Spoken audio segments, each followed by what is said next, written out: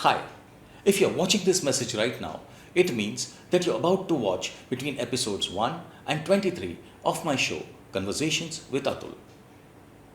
Please note that when you'll be watching these first 23 episodes, you will just see a picture of me and a picture of the guest on your screen. That is because the first 23 episodes we never recorded live video. These were audio only episodes meant for Spotify. So what happened was, when I shifted my show to YouTube and started recording video, I felt that my audience should also listen to these first fantastic 23 episodes with some amazing people, great anecdotes, inspiring lives. Like Mukhtar Bhai, who runs a carom club in Thane for the last 35 years. The amazing voiceover artist Nikhil Kapoor, the orchestra man Sudhir Sinha, or the whistler Nagesh Surve. I wanted you to be a part of this experience. One little thing that you will see this message that I've recorded right now before each of the 23 episodes of Conversations with Atul. So, enjoy the conversations and welcome to Conversations with Atul.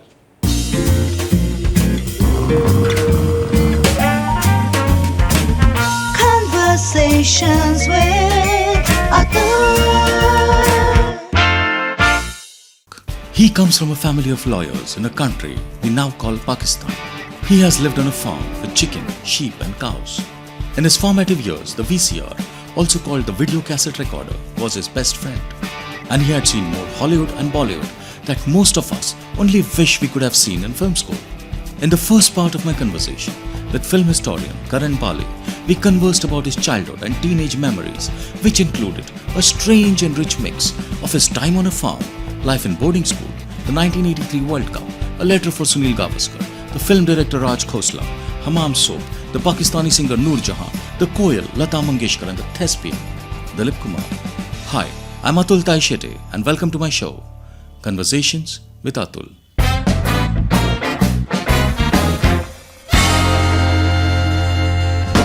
Hello and welcome to a new episode. Today we have with us Karan Bali. He's my senior from the Film Institute, and I think he's one of the most genuine art film historians that I know, because there's this magazine called Upper Stall, which I think most of you must have heard of at least.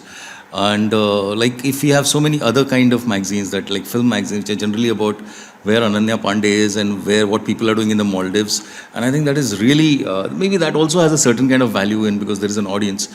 But Upper Stall is a genuine film magazine. That's when I read it for the first time, I thought this is what a genuine film magazine is. It comes from somebody who's passionate about cinema, and it comes from somebody who absolutely loves what he does. So hi Karan. Hi. So, Karan, normally how I start is with where do you come from? Like you're right now in Bombay. Where is it that, say, a couple of generations that you come from? For my example, my parents, they come from the Konkan, and then they shifted to Thana and Bombay, and now I'm in Bombay. So, what exactly, how did you land up all the way here? Let's say I haven't been anywhere where my roots come from. In the sense that both my parents are Punjabis. I've never lived in Punjab, leave alone East or West Punjab. Both families crossed the border in 1947. Both came over. The mother's family came from Mardan, the father's family came from Lahore, over there. And at some point, both the parents got employment with Tatas in Bombay. So my sister and me were born in Bombay. And then my parents decided at some point in the late 60s to give up Bombay and go down to Bangalore, actually 40 km outside Bangalore, Devanhalli, and run a farm. So in 71, my mum gave up her job at the Taj. She was a personal manager at the Taj. And they bought 40 acres of land. They had no clue what they were doing, but they bought this land. And it was not easy for my dad to leave his job immediately. My mum resigned. She in fact learned to read and write Kannada before going there, and basically set up that farm from scratch. They knew nothing about buying land at that point of time. It had a lot of gaddas and etc., etc. I think 40 acres, but she made it into a very workable farm. So basically, my sister and me grew up, kind of over there. And the fact that I think both my parents have always been working people and they were boarding school products. We were sent to boarding school, and that also happened because one was in the south. One went to a boarding school in the south, and that was the Lawrence School, Lovedale, Ooty, meaning 5 km from Ooty.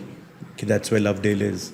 And so my bulk of my schooling, etc., that part of my life was between Tamil Nadu and Karnataka. I mean, will come to all this that you're talking about. What I would really be like, what I would like to know is that what were they actually doing in Pakistan? I mean, around that time, what were your grandparents doing?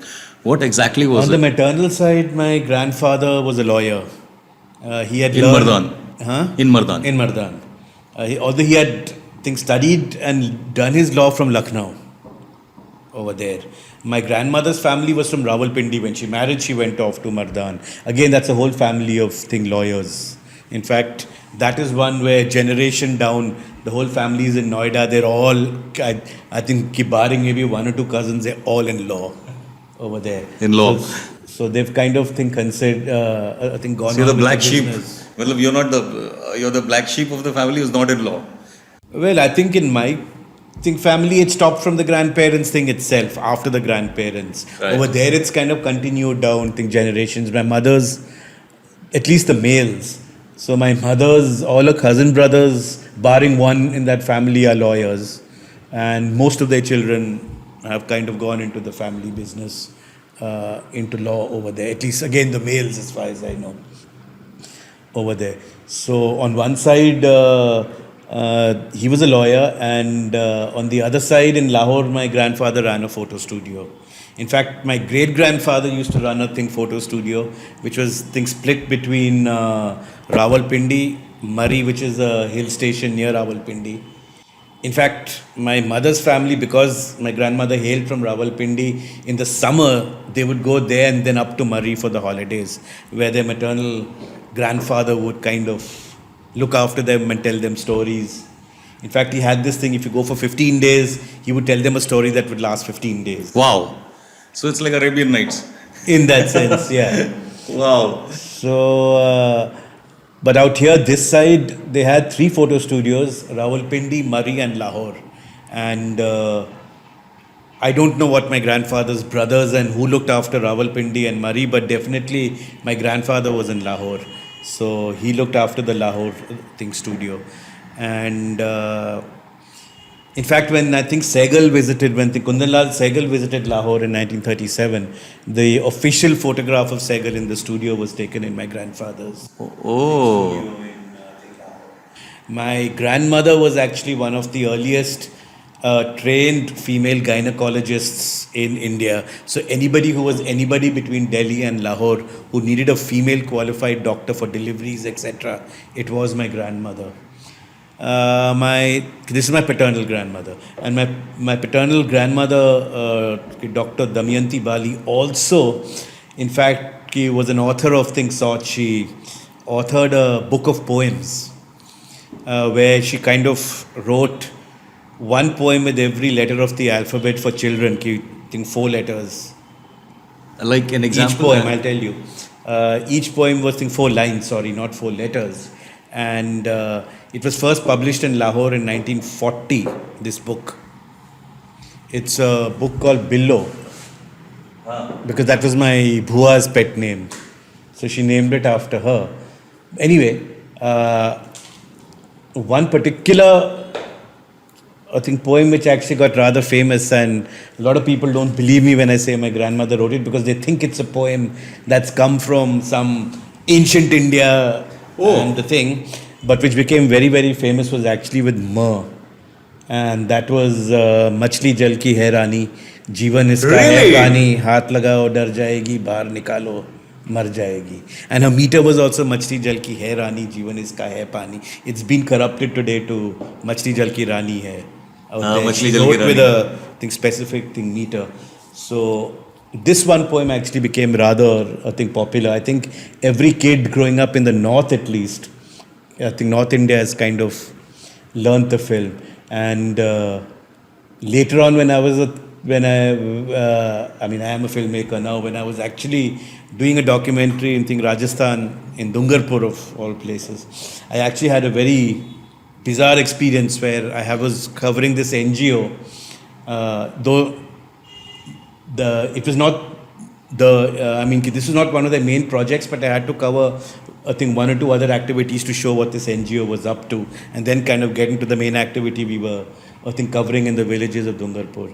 They also run schools for tribal children, so it was just to take a few shots over there, and turned out the teacher was teaching them Machli Jalki out there, so it was quite Bizarre. crazy out there. So yeah, so they came from Lahore. She initially, I think, belonged to Sialkot, but after marriage with my grandfather, she was in Lahore. My grandfather was known for his portrait photography. In those days, arranged marriages were very much the norm, and he had a very, very high success rate of marriages taking place based on his portraits. So he was actually in demand because he knew how to, I think, photograph faces from the right angle and to make people look their best for these marriage photographs that kind of went. So I really don't know the circumstances that I'll be honest when and how my father's side of the family came over, but my mother's side, when things were getting tense in Mardan and in Rawalpindi, West Punjab, the family, my grandfather sent my family over, meaning my grandmother, my mother and her two brothers. They were sent to Dehradun, and events happened such that they could never go back. But they intended to go back. They thought that. I think most people never looked at India and Pakistan as being. They just thought that when things settle down, they'll go back to where they were. It's just Wow. intention. It was, I think, even my mother and all felt that they would go back. In fact, I think they were also asked to remember where a lot of the stuff was buried, hidden, all that, in case they're able to make it back, in case maybe the adults don't survive, etc., etc. Over there. So, in fact, I think many people felt they'll go back. I don't think the borders made that much of a difference. But when that exodus turned, I think 14 million going back and forth, then I think it kind of became there was no going back. So for some people, of course, there was a lot of, you lost everything, it was looted, etc. But out here, they don't even know what happened because they just couldn't go back. My grandfather did stay on for a few months, but ultimately even he was told it was too dangerous for him. And I think by end of 47 or maybe early 48, he also kind of made it to India. So they have no idea what happened to it after, whatever property. But we've been told they owned something like, again, 40 odd acres of land in Mardan. They had orchards, etc. there. Wow. And I'm a little confused. I don't know about if that was their main thing. There are times my mother opens up. There are times she doesn't want to talk about it. But I know my grandfather had studied law, definitely, from Lucknow, and I think he did have a practice over there. And interestingly, when he kind of was studying law in Lucknow, his roommate, now that's one, was actually a film actor to be, and that was Surendranath, who was a big hero of the Premnath's 1930s. father, right? Not Premnath, Kailash and Jeet Surendranath, who were very, very big ad filmmakers Right, in right, the right, 80s right, and right, 90s. right. In fact, Right. Jeet is a cinematography student from FTII, Jeet Surendranath. So he was my grandfather's roommate in Lucknow. And they were also kind of party to Chandrasekhar Azad coming there and practicing firing, etc., with guns and thing in the freedom struggle out there.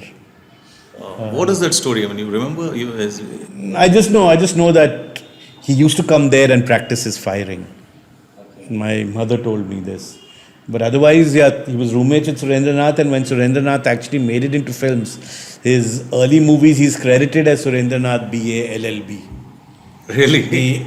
In the 30s and I think early 40s, a lot of the people, if they could show off their education or the fact that they were educated, they kind of highlighted it in films.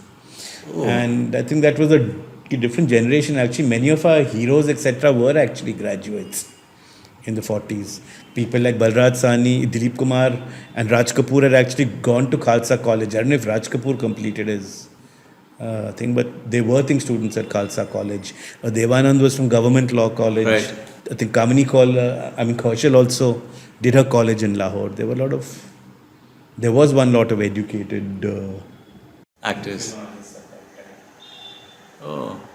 And what are their memories of Pakistan? Like your grandparents, do they ever talk about that time and I think we were too young that time to really ask them about it, think seriously. See, my maternal grandfather died even before my mom got married. So he died in, I think, 61 when he was barely 50. My mom was engaged but not yet married. And she was the eldest one of the three children. And somewhere events played out that one always stayed with my mom's side of the family. And though my grandmother kind of things stayed with us, I don't think we went into it deeper. Also, somewhere my sister and me were boarding school products. We only went home for those 3.5 months of the year. And I think we were too young to really ask and to think, question one's roots. And by the time you get older and you want to do it, at times it can be late. At times there's a memory loss. At times they don't want to talk about it. So, I don't know. It didn't happen. Okay, let's put it that way. I do try to talk to my mom about it, okay, as and when her memory is intact. But even her memory is kind of limited because she was 10 in 47. right. So their memory is as much of a 10-year-old really. But she says she still can visualize the house, the land, etc. The place they used to go to Murray. She still remembers the peaches that you got in Murray. Okay, Murray was famous for its peaches among other things. So these few things she still, and she does speak about how they used to get some of the finest fruit from Kabul and the best pomegranates, etc. that used to come from there, over there. On my dad's side, really, I think he never spoke, and we really didn't spend much time because, again, like this grandmother stayed with her daughter, my gynecologist's grandmother stayed with my bua and not with my father.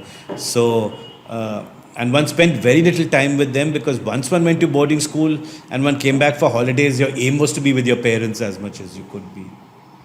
So now we were not going to go running off to Delhi when you're in Bangalore and you get I think 1 3/4 months each time, about 50 days, 45, 50 days, holidays each time. One summer, one in the winter out there. So memory-wise, there's not so much, and I think it's only after you turn 40, etc. Everybody has a thing of wanting to go back to roots, and then one has slowly tried to question my mother. But there is a book that has come out on my family. I've read parts of it, which kind of traces my mother's family from her grandfather. So I suppose my great-grandfather over there. And that kind of has split up into where everybody, including the present generation, cousins, etc., everybody is. There is a little bit of history over there in terms of the family over there. But that's about it. So your mom, both of them came back to Bombay, right? I mean, in 47, or where did your dad? No. Because they joined the Tatars later. Later. My mom was 10, my dad was 11. Okay. And they were in Dehradun, and then my grandfather got a job in Tatas at Mithapur. Both of them came to Dehradun. I don't exactly know where my fathers, whether they came to Delhi or As I said, one hasn't really got into it very deep, and I don't know too much history on my father's side. I don't even know many of the relatives on the father's side. It just happened that one was never in touch. Right. And it's not like it was anything intentional out there. But my father also, I think, was the sort that if someone's your relative, it doesn't necessarily mean you have to keep in touch. And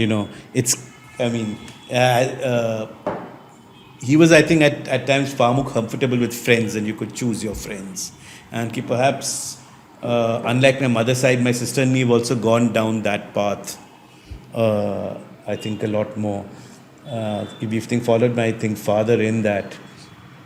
And also my dad, I think, kept away from family because he never wanted to get involved in property disputes. He never wanted anything out there, so he kind of kept himself away. He keep me out of it, out there. But I do know that they were hard up when they came, and he did get an admission in Doon School, and there was a bit of, okay, how can we afford it? And he was very eager. He said, look, money can come again, but this chance of this education will not. And that kind of convinced my grandparents. They somehow put it together. From 48 to 52, he was in Doon School over there. Like I said, they were both in their own way boarding school products. My mother's family, my grandfather got a job with Tata Chemicals in Mithapur. Okay. Like Jamshedpur is the Tata Steel town, Mithapur is the township created by the Tatas. Mithapur is... it's in Gujarat. It's Gujarat. a town by the sea over there. And so he joined there, I think, as an assistant manager. It was not law.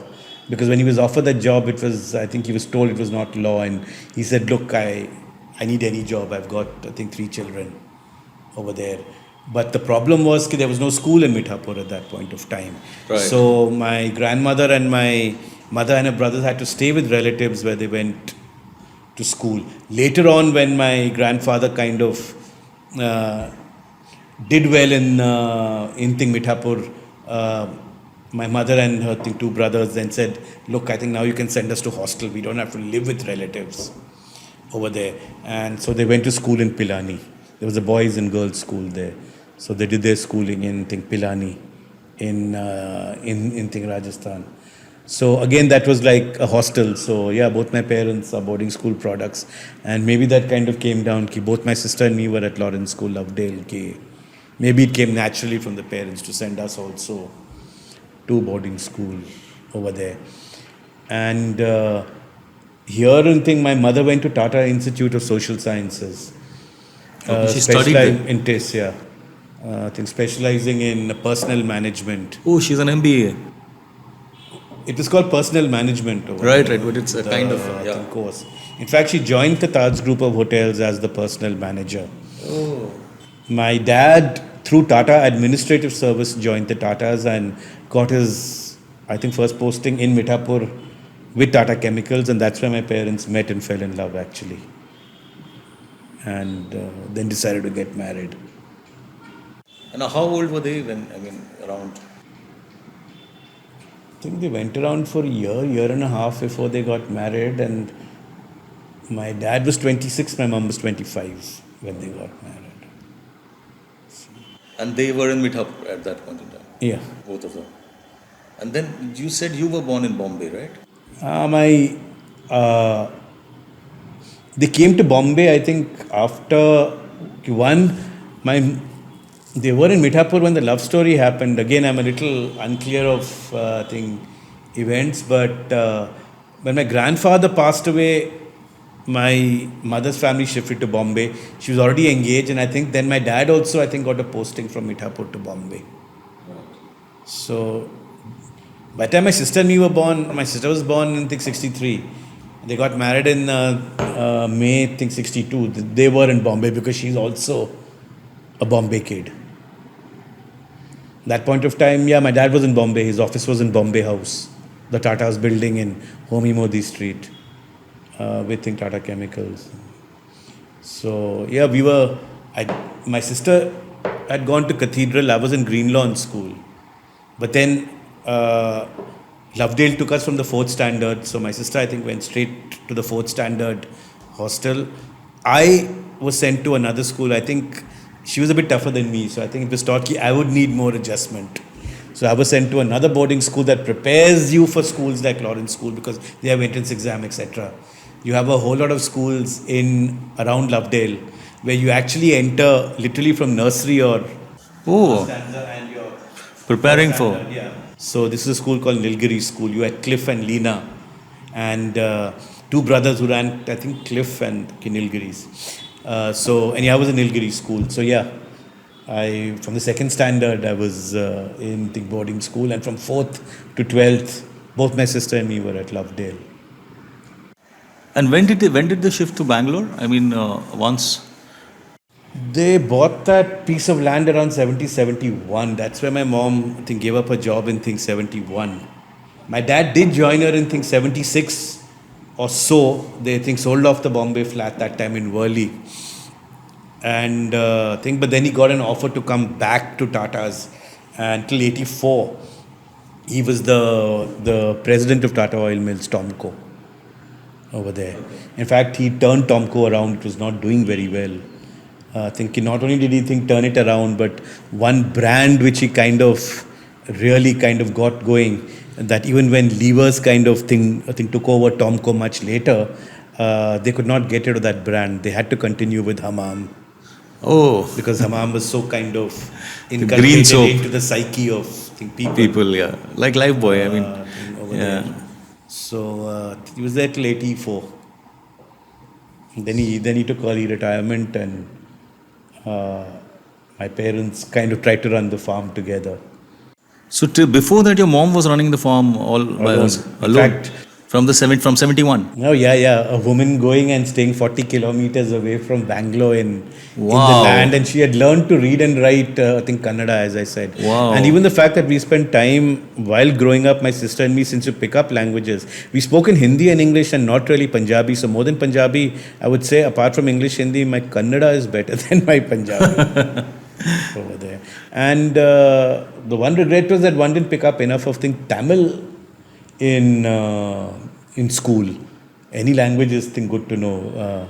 But both my sister and me, we picked up phrases, etc. But may not maybe that fluent in Tamil. Although I can read Tamil, it's a bit crazy. But we can't read Kannada, but we can speak Kannada. Now it's a little out of practice. When I go home to Bangalore, when you speak to the maid, etc., then you again talk in Kannada, but it's going out of practice over there. But otherwise, we were quite fluent with it while growing up. And when you're young, the languages you think pick up instinctively.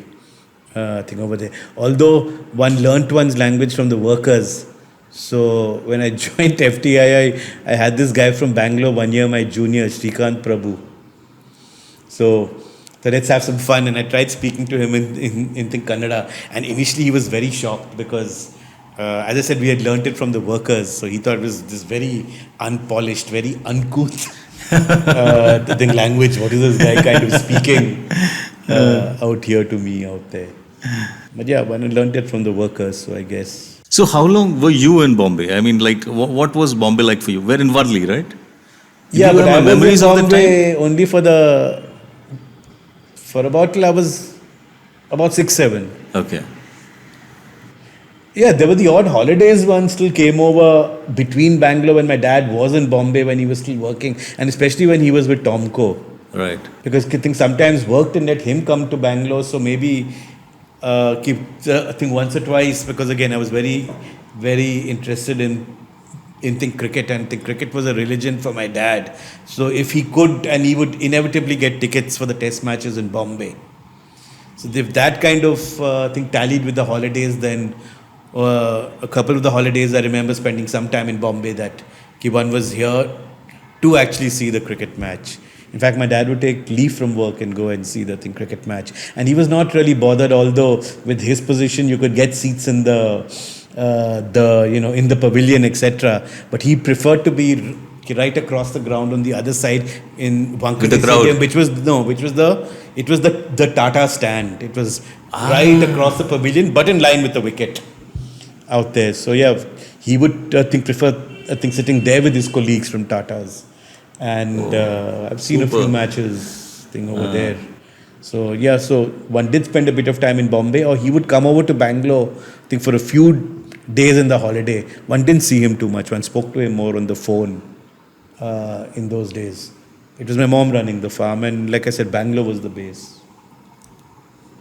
So you went from school and then you went to Bangalore, right? And then you went to Lovedale, that's right? From Bombay to... Actually, schooling wise, straight from Bombay to Ooty Nilgiri school and then to Lovedale. Right. So how was boarding school for you? I mean, did you adjust well? Because a lot of young kids don't really adjust, right? I mean, so it's a completely different world from. Well, I think it was easier that one, I had my sister in school, so there was a familiar face being older, and I didn't think there was a choice then, so one adjusted Okay. over there. But yeah, at times one did miss home. Maybe we were too young. But I think by the time I went to Lovedale, by the fourth, I was used to it. It was that second and third, I felt maybe I was young, and that is why they also felt that it might be more difficult. My sisters are a little more bindas. They could just send her off in the fourth to Lovedale. And in fact, I don't even think they went to drop her to school. School had arrangements where they took you home to the holidays, all the various cities, and they brought you back. Lovedale had that.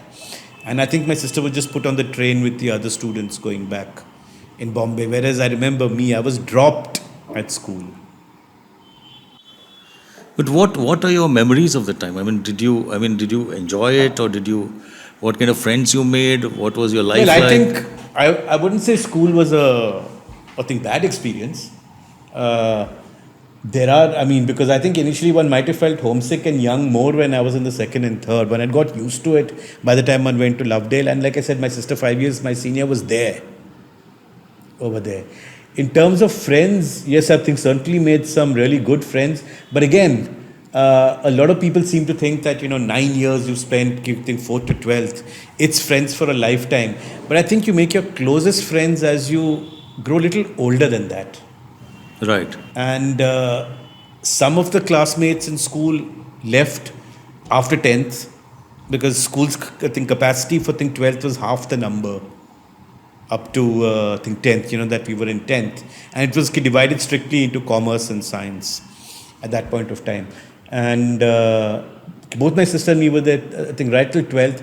I think one made some of the closest friends who were actually with me there in the 11th and 12th. That's really the age where you get really, really close. Although again, because one kept in touch, or other friends met you, if they left after 10th, if they came to Ooty and they came to school to visit, or we had a founders day every year. So when our founders was there, where we were the seniors doing everything, a lot of the batchmates came from 10th. So there are, again, I think one has kept in touch with them as well, and they are close friends of mine. But I think a bulk of them are from who were with me in 11th and 12th. I would actually say that, and I am very close friends with them. It's now been 86, so 35 years. And we think some of them I'm really, really close friends. But I think the right age of making a really large group of friends was actually for me in college. That was the age, that 18 to 21, that I think you really make those bonds.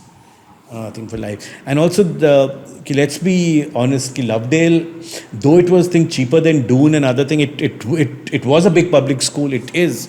Like Mayo is, Scindia College, Gwalior is, Doon is. Lawrence has a sister school, Sanar, up north. Many of those in the north who went to Lawrence went to Sanar. Those Maharashtra and south, you'll find bulk of them. Right. He went down to Lovedale. It is a school in that sort of, the big public school, tradition of Eton, Harrow, etc. in India. So you would say that most of the kids they came from, well-off families. And although Lovedale's fees was much less as compared to Doon and everything, but they came from well-off family. Although the school had a section for Government of India scholars who were educated at from deserving people from poorer families, and some of them are doing very, very well. In fact, my batchmate is with HCL, I think, right from the beginning. Out there, he's the top guy of HCL, and he really made the most of his scholarship in the school. But largely we did come from well-off families, who could afford to, parents who could send us there. I think I had more middle-class friends in Xavier's. I would say that I learned perhaps the values and stuff of just money, etc., maybe a lot more in college over there. maybe we just came from a kind of a different group in things school, thing out there. But yeah, there are things, certain friendships that one is made for life, and I think I've been fortunate that I've had three different institutes where one has kind of made friends from life. You've had school, you've had Lovedale, you've had. I did my college in St Xavier's College, so there, and you've got, FTI. I think FTII. So you've got, and it's also a kind of variety. I'll be honest, I've seen a couple of people just from my batch and around me who really haven't grown up outside the group of schools. And while, of course, they are close friends, etc., they're all keeping perfectly nice people, but sometimes I feel they're in a narrow world. Yeah, that's true. And I That's think very one has true. been fortunate to have That's very true, actually. some very, very good friends, I think right across from school to college to FTII. And what kind of a student were you in school? I mean, were you in sports? Were you like a I was good not particularly academic? good in things sports. I was okay for, but I had a bit of, I think, stamina in the thing. Senior years, I did okay in cross country. But okay Oh. means I came in the first 10 times. But yeah, I Cross developed, country is how many kilometers? Like a proper marathon? not marathon, it was, but it must have been 6-7 km. Okay. And in Lovedale, we had to go up paths, down hills, Right, and right. run up hills and have water jumps and all that through, I think, puddles. But the cross countries were actually began to be held when I was in, I think, senior school or late, I think, junior school. Otherwise, no, I was not good in sports. I was later on. I had some skill in badminton. I played badminton for school, but I was good in studies. So, I generally came in the first 5 right from 4th to 10th. so was a career in academics on the cards for you? How were you looking at it? I mean, like, what I feel is that I don't how- think one was decided. Yes, 11th, 12th, one part of me, since I was doing sciences, I was good at maths, was even wondering, "Ki, what can I do? Is IIT an option? And I never thought of engineering, let's put it that way. And I was never interested in biology, so being a doctor never came into the equation. The fact that though everyone else on the other side was in law, there was nothing to do over there that even made one think remotely of thing law. Maximum I thought ki would I do something with thing physics, maths? I was not sure. But I think somewhere by the 11th and 12th, I'd also kind of decided that I wanted to get into films. Okay. And why is that? One, thanks to both my parents, I was a film buff over there. In fact, my parents, like I said, we came from reasonably well-to-do, I think, families. My dad was the president of Tomco. My mom was running a farm. So in the 80s also, when the video cassette boom came, we were among the early people to have the video cassette recorder, the VCR, more than VCP, VCR. Yeah. And we were members of the video library. And since both my parents were interested, although very different, my father saw more of Hollywood, my mother saw more of Hindi. But that kind of worked for me because I saw both Right, right. over there. So I got an interest in films. And it's quite interesting that I was not so, I think, fond of the movies that I was growing up with or what I was. Of course, I enjoyed the trip to the cinema. But somehow with my dad seeing the old classics of Hollywood, my mom also preferring the older Hindi movies, I got quite taken in, especially by the 11th and 12th, and this was 85, 86. I was not one of those who went with Sholay, who went with the film of the 70s, 80s. I had already kind of discovered Bimal Roy, Guru Dutt, Wow. Mehboob Khan, and Early in life. and Hitchcock, and George Cukor, Fred Zinnemann, etc. that Superb. my parents saw. In fact, I remember one of the early movies when we had got the VCR in I think Bombay when we came home. Actually, which my mom would pick some of the older movies. Where I remember one of the earliest ones I saw was Guide Oh. over there. So she also had her attraction for the older movies. And my mom is a really, really good singer, though she did nothing about it. But she was a really, really good singer. So she obviously liked also, I think, the older movies because they were musically oriented. But she also had this I think, liking for the movies, because when she was in TIS, the girls would often bunk and go off to RK Studios. And of course, they Jimpur, right? Yeah. It's just next door. and of course, they use their female charm. Though they just had to smile at the watchman. He would let the girls enter, not the boys. And my mom remembers actually watching the end, because Raj Kapoor, if he could help it, would shoot a lot of his other movies also when he's not directing at RK. Right. So it's easy for him, it's next door, etc. Right. And my mom remembers actually seeing the entire thing shooting of वो सुबह कभी तो आएगी from फिर सुबह होगी, just Mala Sinha and Raj Kapoor in each other's arms. Wow. She remembers Wow. looking at the thing shooting.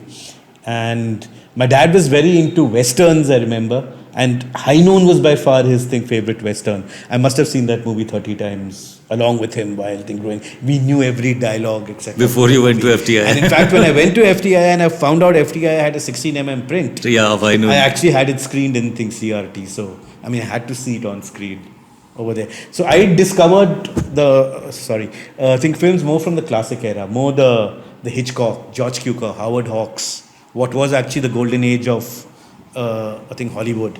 Not so much international cinema, because video libraries had mainly Hollywood movies and Hindi movies. And of course, those Pakistani plays became a big hit with my family. But I remember I'd heard of FTII. In fact, I wrote to the FTII in the 11th and 12th, because up to the batch of 87, that is Sriram Raghavan's batch, you could get in. Earlier, you had to be a graduate. And then for a few batches in the 80s, you could get in after the 12th. In fact, people like Christopher Rego, etc., from that batch have gone straight after 12th. And I wrote to them. By then, they changed the rules back to being a graduate. 87 was the last batch. So those 88, they would have joined in 85, if it's 3 years. Right. Already had to be graduates. And I have to say, FTI, I just sent a letter from school. I was in boarding. They replied back. Oh, really? Oh, yeah, that you have to be a graduate, etc. So wow. I do have to say that, wow. they replied What back. government office replies in those times? And it was also typed like on that cyclo-style kind of sheet. But yeah, my friends by then knew that I was crazy about the movies. And also, I think one slowly began seeing. I was quite an integral part of the school plays, etc. But I think slowly one began to As an see actor, that on as school an play. actor. But then, because our plays were directed by the faculty for the founders, etc. Lovedale. Yeah, we were just actors and the crew. Right. And I think somewhere I began to see that the director calls the shots. The director is the creative person. The director makes creative decisions. And and maybe we were too young, so we really couldn't discuss with the faculty. So one never saw that side of it from acting, that you could discuss and talk about your roles. Maybe again we were much younger, etc. So one saw the creative decisions being taken there on the directorial side. So I think somewhere instinctively one wanted to make films, not act in films as one grew older. So, but yeah, FTI did reply. Wow. No, I want to come back to this love for cinema, but there's something which has really fascinated me is about if you can talk a little about your mom and the farm, because it's crazy. I mean, the way I see it even now, imagine. Yeah, this is she the 80s. actually built it up from scratch. So it's a 40-acre farm, right? It was a 40-acre with farm. like puddles and with mountains and with stones and everything. It was not actually. See, I'm saying there are some very good parts of that land, but for example, it had almost like, not very high, but almost like canyon, a gadda in the middle. Oh. Okay, so meaning it was not the best quality land. They were not so well versed in it. But she really built it from scratch. We had a road. She had a road built. Why did she buy this? Just because they wanted to be farmers, or just? At some point, I think they wanted to get out of the rat race, and there are one or two other issues that my mom doesn't want to talk about too much, and so I don't think I should also kind of get into it. But the fact is, I think some point they both wanted out of the rat race from their corporate life, and this was one option. But it was easier at that point of my mom to get things going. So yeah, in fact, she, as I said, she lived alone. in the middle of other farms, one woman alone. Wow. Out there, and she built up that farm from scratch. She had roads made over there. The house was built over there. We had friends with another, I think, Punjabi couple who was also in Tatas. So my mom would stay there in Bangalore. They had a farm in Bangalore, but in outside Bangalore, but another direction over there. She got a lot of input from there. And then there was a family, I think, of Kashmiri origin. Now, when exactly they came, I don't know, but by the late 70s, I definitely know we used to go to their house, and they had experience in certain things on farming before my mother and my. They helped my parents a lot, because initially one of the early things my parents did was having a silk farm, meaning silkworms. Okay. So mulberries, and I do remember the kaulas. In fact, last year when I went to Kunur, I met the son after 40 years. The son of that Gawla. Yeah. Wow. And does he remember? I mean, that time? Well, we were joking about, because they were both looking after silkworms. They almost, when they called each other on the phone, their first conversation would begin with, "Hi, how are the worms doing?" Out there. No, he did his schooling in Kunur. I did it in Uti. I think his parents sold off the farm and shifted very early to Kunur. So, in fact, we saw him a lot at the inter-school competitions. Okay. In the same area. We were Lovedale, they were, I think, Kunur. So he would come to represent St. Joseph's. Though, to a certain extent, I think St. Joseph's were the biggest enemies of Lawrence School, Lovedale, and in the inter-school thing, and they were called Peanuts, and we had to beat the Peanuts, and the Peanuts went out of the way to beat us in the, I think, inter-school competitions. And what were you called? I mean, your school called? What did they call your school? I don't know what they called us. Okay. But I remember we called them, I think, Peanuts. And it was almost like a Romeo and Juliet. And in fact, two of my friends from FTI, I think seniors, I couldn't quite believe it.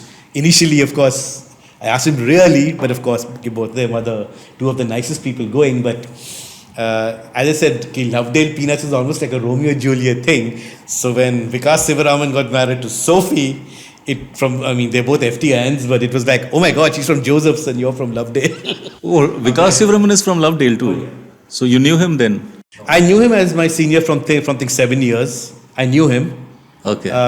Because my sister was 5 years, he was 7 years. So obviously he knew my sister. Right. I was in school, he knew me through my sister. Plus, when the Founders Day happened, 10th and 12th left early in March. The exams were in March. In fact, Vikas's batch was the first batch that it turned, the batch of 79 that the school system turned 10 plus 2. It was 9 plus whatever then. So, the 9th and the 11th were the seniors in the Founders, especially for senior school. And in the school play, they had done Arms in the Man, George Bernard Shaw's. And my sister played Vikas's wife. Vikas was Colonel Petkoff. Wow. My sister. And one of my sister's closest friends and a friend I've kept in touch with from my sister's batch.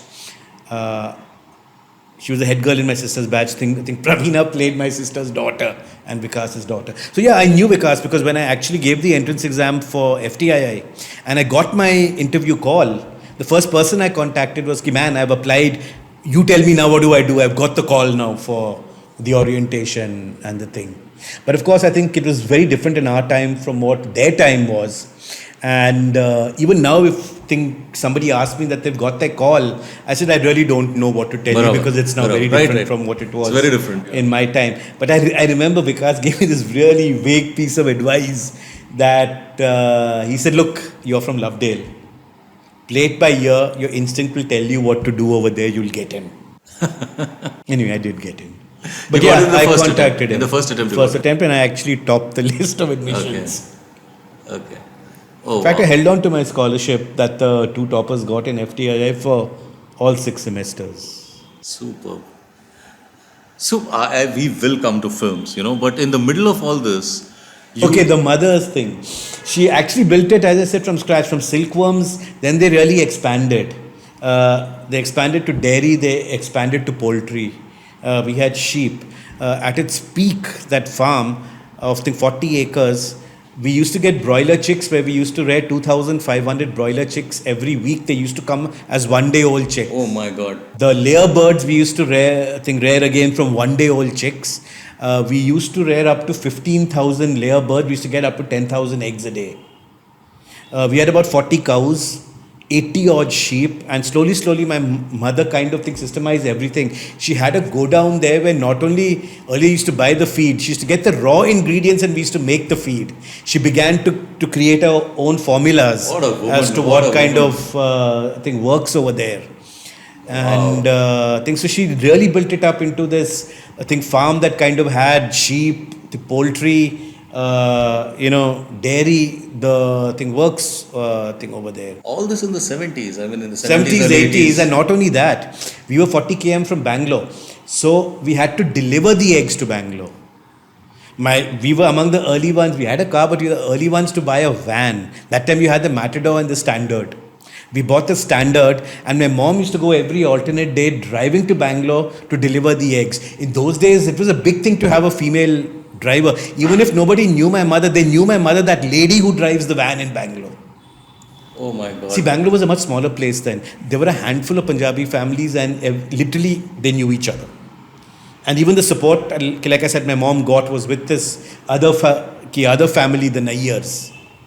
And that became a second home for us because we were 1 hour away, and often when we had to go to school, the bus was early morning from Bangalore. We would stay the night in the Nayyar's house the night before and then go straight to the Bangalore station. Whenever we went to Bangalore for our shopping, etc., it was taken for granted we would drop into the Nayyar's house for lunch.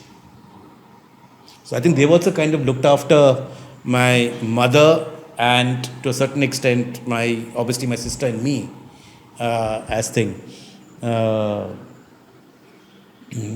in a way as parents out there. You literally felt that their house was our house. Right. So we will come to films because that is, I think, you have to talk about films with you. But in the middle of all this, you were in the World Cup. You went and watched the World Cup. So that came actually World Cup was 83. 83 World Cup. See, as I said, a couple of times I went with my dad to cricket matches. That interest in cricket was there. In fact, I think the first ever test I saw was the India-West Indies test, 78-79 when Kalicharan's team came. And the Bangalore test, the second test, not the first one in, Bombay. But I travelled, I remember, with my uncle. My uncle also, my mum's brother in the army, was also very fond of cricket. So my dad had arranged, tickets for both of us. In fact, we travelled together from, Pune. Because he was, I think, at that point of time in CME, Pune, in Khadki, the College of Military Engineering. My mom's brother, the younger brother. She had two younger brothers. And I remember it because I was so excited to see Gavaskar bat. And in that match, he was out first ball. Oh, God. After the West Indies made 400 and odd, he was out first ball out there. But I think that is my earliest memory of seeing a test match. And at that point of time, when you're interested, and cricket always was a religion to my dad. He would actually fill in religion as cricket, not anything else. On forms? Well, at least speaking to people, I suppose you couldn't on forms, but to him his religion was cricket. Cricket. And my sister didn't get, so much of that sport, but I did. And so I used to go to see these cricket matches. And there was some health issue also that my parents decided that I needed a checkup. And we had these very close family friends. In fact, the daughter of that family friend, because he knew my dad from Mithapur. He was a Samant, and again, Dadar East. Now, there's a very large family of Samantwadi. I don't know if Janvi is related, I don't know that, but a lot of these Samants of East Dadar are related to each other. He was part of that family. Okay. In fact, I remember that one of his friends he named his son Prajapt. So one of his cousins named their daughter Prajakta, who then became known as a journalist, I think. Prajakta Samant out there. Okay. Maybe you've spoken to Janvi, she might... yeah. Anyway, but the daughter, I think Shilpa, is actually her birthday today. Okay. over there. So anyway, my dad used to always stay with them when he went to England. See, as the president of Tomco, he travelled abroad. In those days, it was a big thing. He used to go abroad. It was UK. I think Tata's had connections with Russia. They had, I think, connection with East Europe. So my dad had actually been to Budapest, Hungary, etc. in that period, in the 80s, when he was the I think, president of Tomco, and Latin America. The two countries I think he really enjoyed, and he was really, I think, fortunate to go, were Brazil and Argentina. He'd been there, out there. So there was also a little bit of a medical issue. My parents are short. I was very short and think small, and I was kind of going on 15. There was no growth spurt. They just wanted me to have a kind of checkup. So think Sam Uncle, we used to call him Sam Uncle. He suggested why not I go there, and they'll organize To London. Yeah, and the World Cup then of course was the perfect excuse around it. I went with a colleague of my dad's, I think Palekar, who's no more now. He was more like a liaison officer for various teams when they came to India. Meaning his duty was to look after that team in Bombay. That, their hotel accommodation's fine, they've got everything they need. Everything is sorted between, getting them from the ground to the hotel and vice versa, etc. So obviously he was working with the board of control of the cricket in India. He had these passes that, at least because we were only going to be in London. So at the Lords and the Oval, that we could see whatever the matches were over there. We had these passes that we didn't need tickets for every match. Right. We could just show those passes and go in. And that's what you say in your article. Yeah, so I saw the film. Yeah, so I saw all the matches that were at the Lords and at the Oval. So you you saw it from the first round, or when did you go there? When did you reach? I saw it when the World Cup had already begun. But then whatever took place at Lords, I think from around June 13th or 14th, something like that. It was an Australia-West Indies match immediately the next day after we reached. Okay. That was at Lords. I saw all the matches at Lords. Not the first 2-3, one did not. I remember I was in Bombay. From Bombay, I went to London. I remember hearing the commentary with my dad. My dad also had he made sure he had the best quality radio. And we used to listen to commentary in Australia, the test matches, waking up at 5:30 and listening to commentary or 3:30 onwards at UK. All that. That was something both of us did together when we were together. So that first match where Yashpal Sharma made 89, got the man of the match, and we beat the West Indies. Because that was a league where each team played each other twice. Right. In the group, and the World Cup began with us beating the West Indies. That we heard on the radio. But otherwise, I think saw all the matches at Lords at the Oval. But, for example, the semi-finals, I was with all the other Indians in the bar. There was a TV set there, and we were not bothered about the West Indies-Pakistan match. We were watching the India-England match over there. Right. The adults were having the beer, I was having my Coke. But you saw the India-Kenya? India-Zimbabwe, see. India-Zimbabwe, sorry. India-Zimbabwe. I only saw the matches, as I said, at Lords and at the Oval. And that was a match held, I think, at Tunbridge Wells, I think. Okay. And that day there was a BBC strike. So that match was not covered. Not covered, yeah. So they only wanted to do private shots of couple they were hitting, I think couple of sixes. But like I mentioned in the article, they would, at Lords and the Oval, they would keep announcing scores of the other matches that were being played. A lot of the matches were being played, I think, simultaneous, because I think it was that no team could fix out there. So I remember when they announced India 17 for 5, the amount of laughter that was throughout Lords. That India really? 17 for 5 against Zimbabwe. And then equal hushed silence when they said India recovered to 266 for 8, and they announced Kapil Dev had made this 175. And then it was the Indian contingent who was sitting in Lords, us who were kind of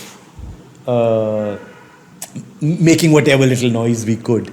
Earlier we were the quiet ones when they said 17 for 5 out there.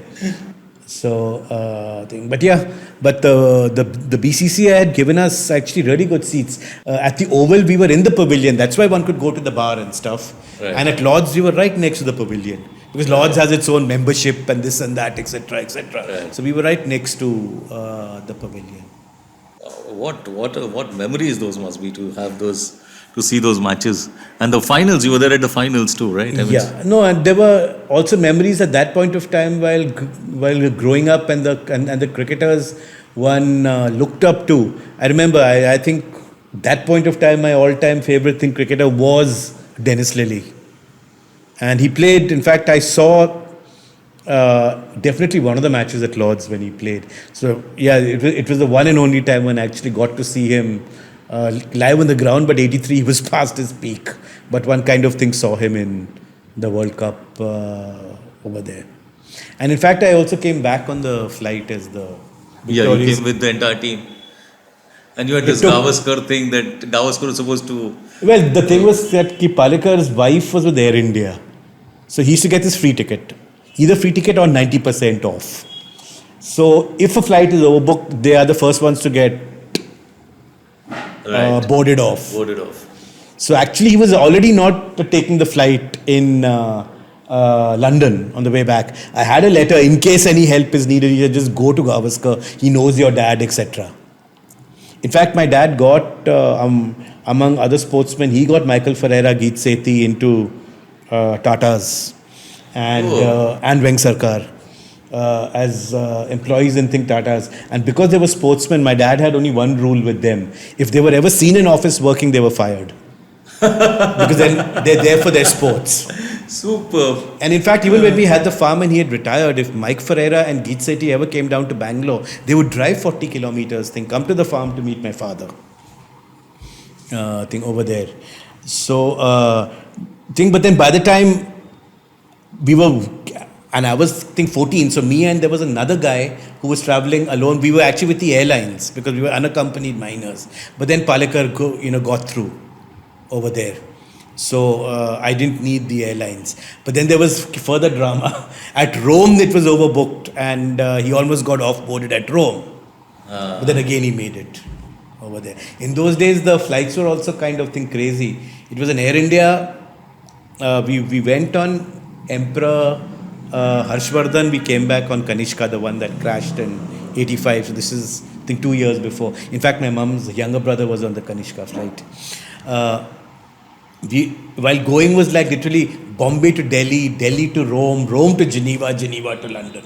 Bapre. Rome was the only place you could actually. Get off. We got down the airport in transit and just stretch, go around the airport. And the way back was London to Frankfurt, Frankfurt to Rome, Rome to Bombay. Again, Rome you could get off and walk. But yeah, we really had to wait for our immigration, etc., because the team had to be escorted out first, and huge crowds had come to at the airport. Right. That was a very big thing. I think no one even expected India to win a match, leave alone win the cup. It was a very, very big thing at that point of time. Now Indian cricket has reached a stage where in every tournament, whether we win or not, we are among the favourites to start off with. Right. Now, whether we think win or not is a different thing. Right. By time, but at that point of time, in fact, the odds, though a couple of articles now that I've read when they've revisited after 83 came out, said the odds were 66-1. But I remember my dad being told 100-1, and he told Sam Uncle, just put 10 pounds for me. Sam Uncle actually said, I'm not wasting your money. He said 10 pounds means nothing to me, but I'm not putting it out there. And of course, in good nature, humor, my dad never let him forget it. Over there. So I stayed with Sam Uncle, and every trip I've made to UK, because subsequently my sister settled down in the UK. Right. But I've always gone to London. I mean, Sam Uncle's no more now. But I've always gone and spent some time with them over there. And whenever his daughter also comes out, or the son, if possible, one always meets up in Bombay. So again, it's a friendship from 83. In fact, that article I had to only stuck to cricket. They also actually took me to, they got passes for me. The third round was going, so Shilpa took me there. I also went to Wimbledon. Oh, In fact, center court, I saw Ivan Lendl beat Roscoe Tanner in a third round match. And Roscoe Tanner was a 79 finalist. So he was still, I think, ranked in the world's top 10, 15 at that point of time. Lendl, of course, had kind of broken through by then. Hadn't won a Grand Slam, but had already kind of broken through. Yeah. He was big, Lendl, actually. In fact, he reached the semi-finals that year in, I think, Wimbledon. Over there. So, yeah, I also went to Wimbledon and we saw a couple of matches on centre court. But I also remember at that point of time that I didn't like the strawberries and cream at all. In fact, I thought the strawberries were rather sour out there. One draft of my article had that mentioned, but then they kind of said, let's stick to 83, Right. what the 83 movie meant for only you, this. what 83 kind of thing meant to you.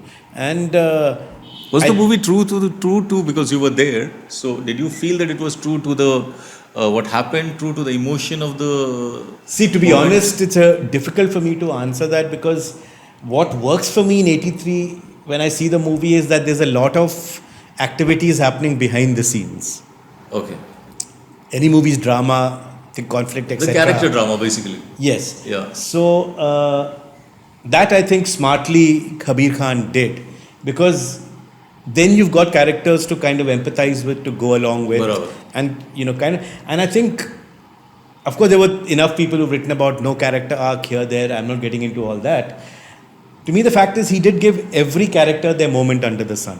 Every character had that Had one that- scene, right. however small it might be, and a couple of them were really small, and I thought they, for example, they were really well done. I mean, obviously, I can't comment on the authenticity because that's what's happening in the dressing room and outside, out there. But for example, now Sunil Walson was the only man who went over there and didn't play a single Didn't play a match. single match. Yeah, He was, I think, reserve. and he never played again. I think, if I'm not mistaken, he never played a match. I don't think he played.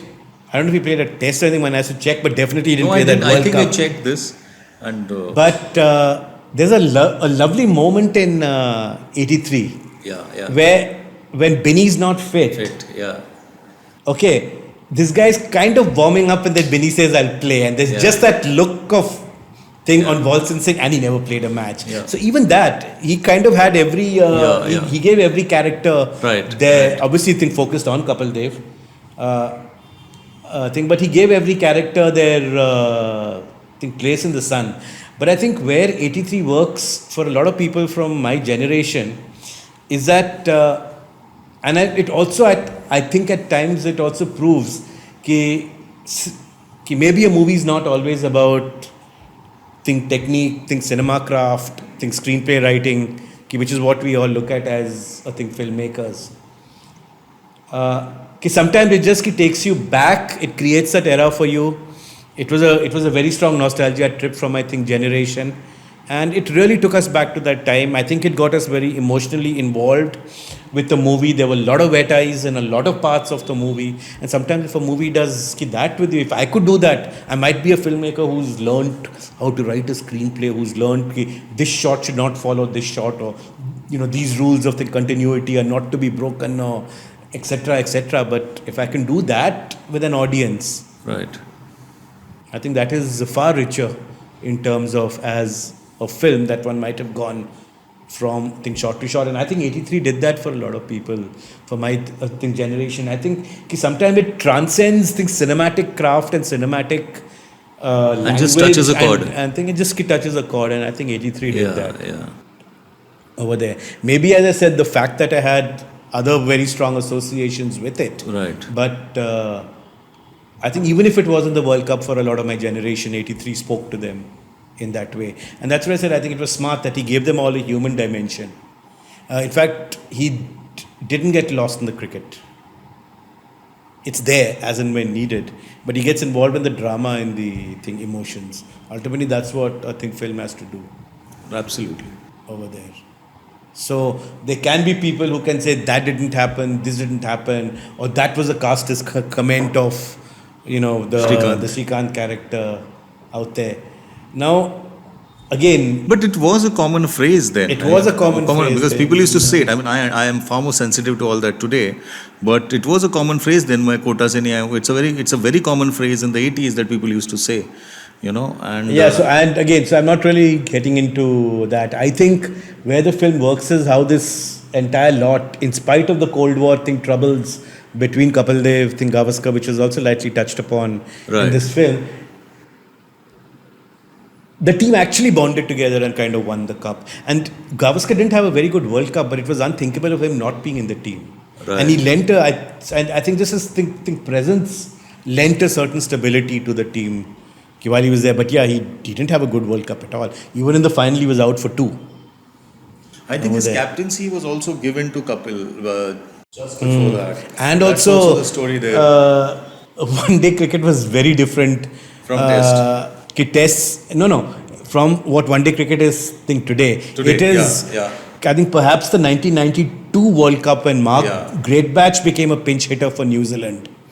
That this entire thing of starting right from the word go kind of I think came into one day cricket. Otherwise, one day cricket also batsmen played their eyes in, and the run rate increased gradually over the course of the innings Right. as the batsmen got things settled in over there.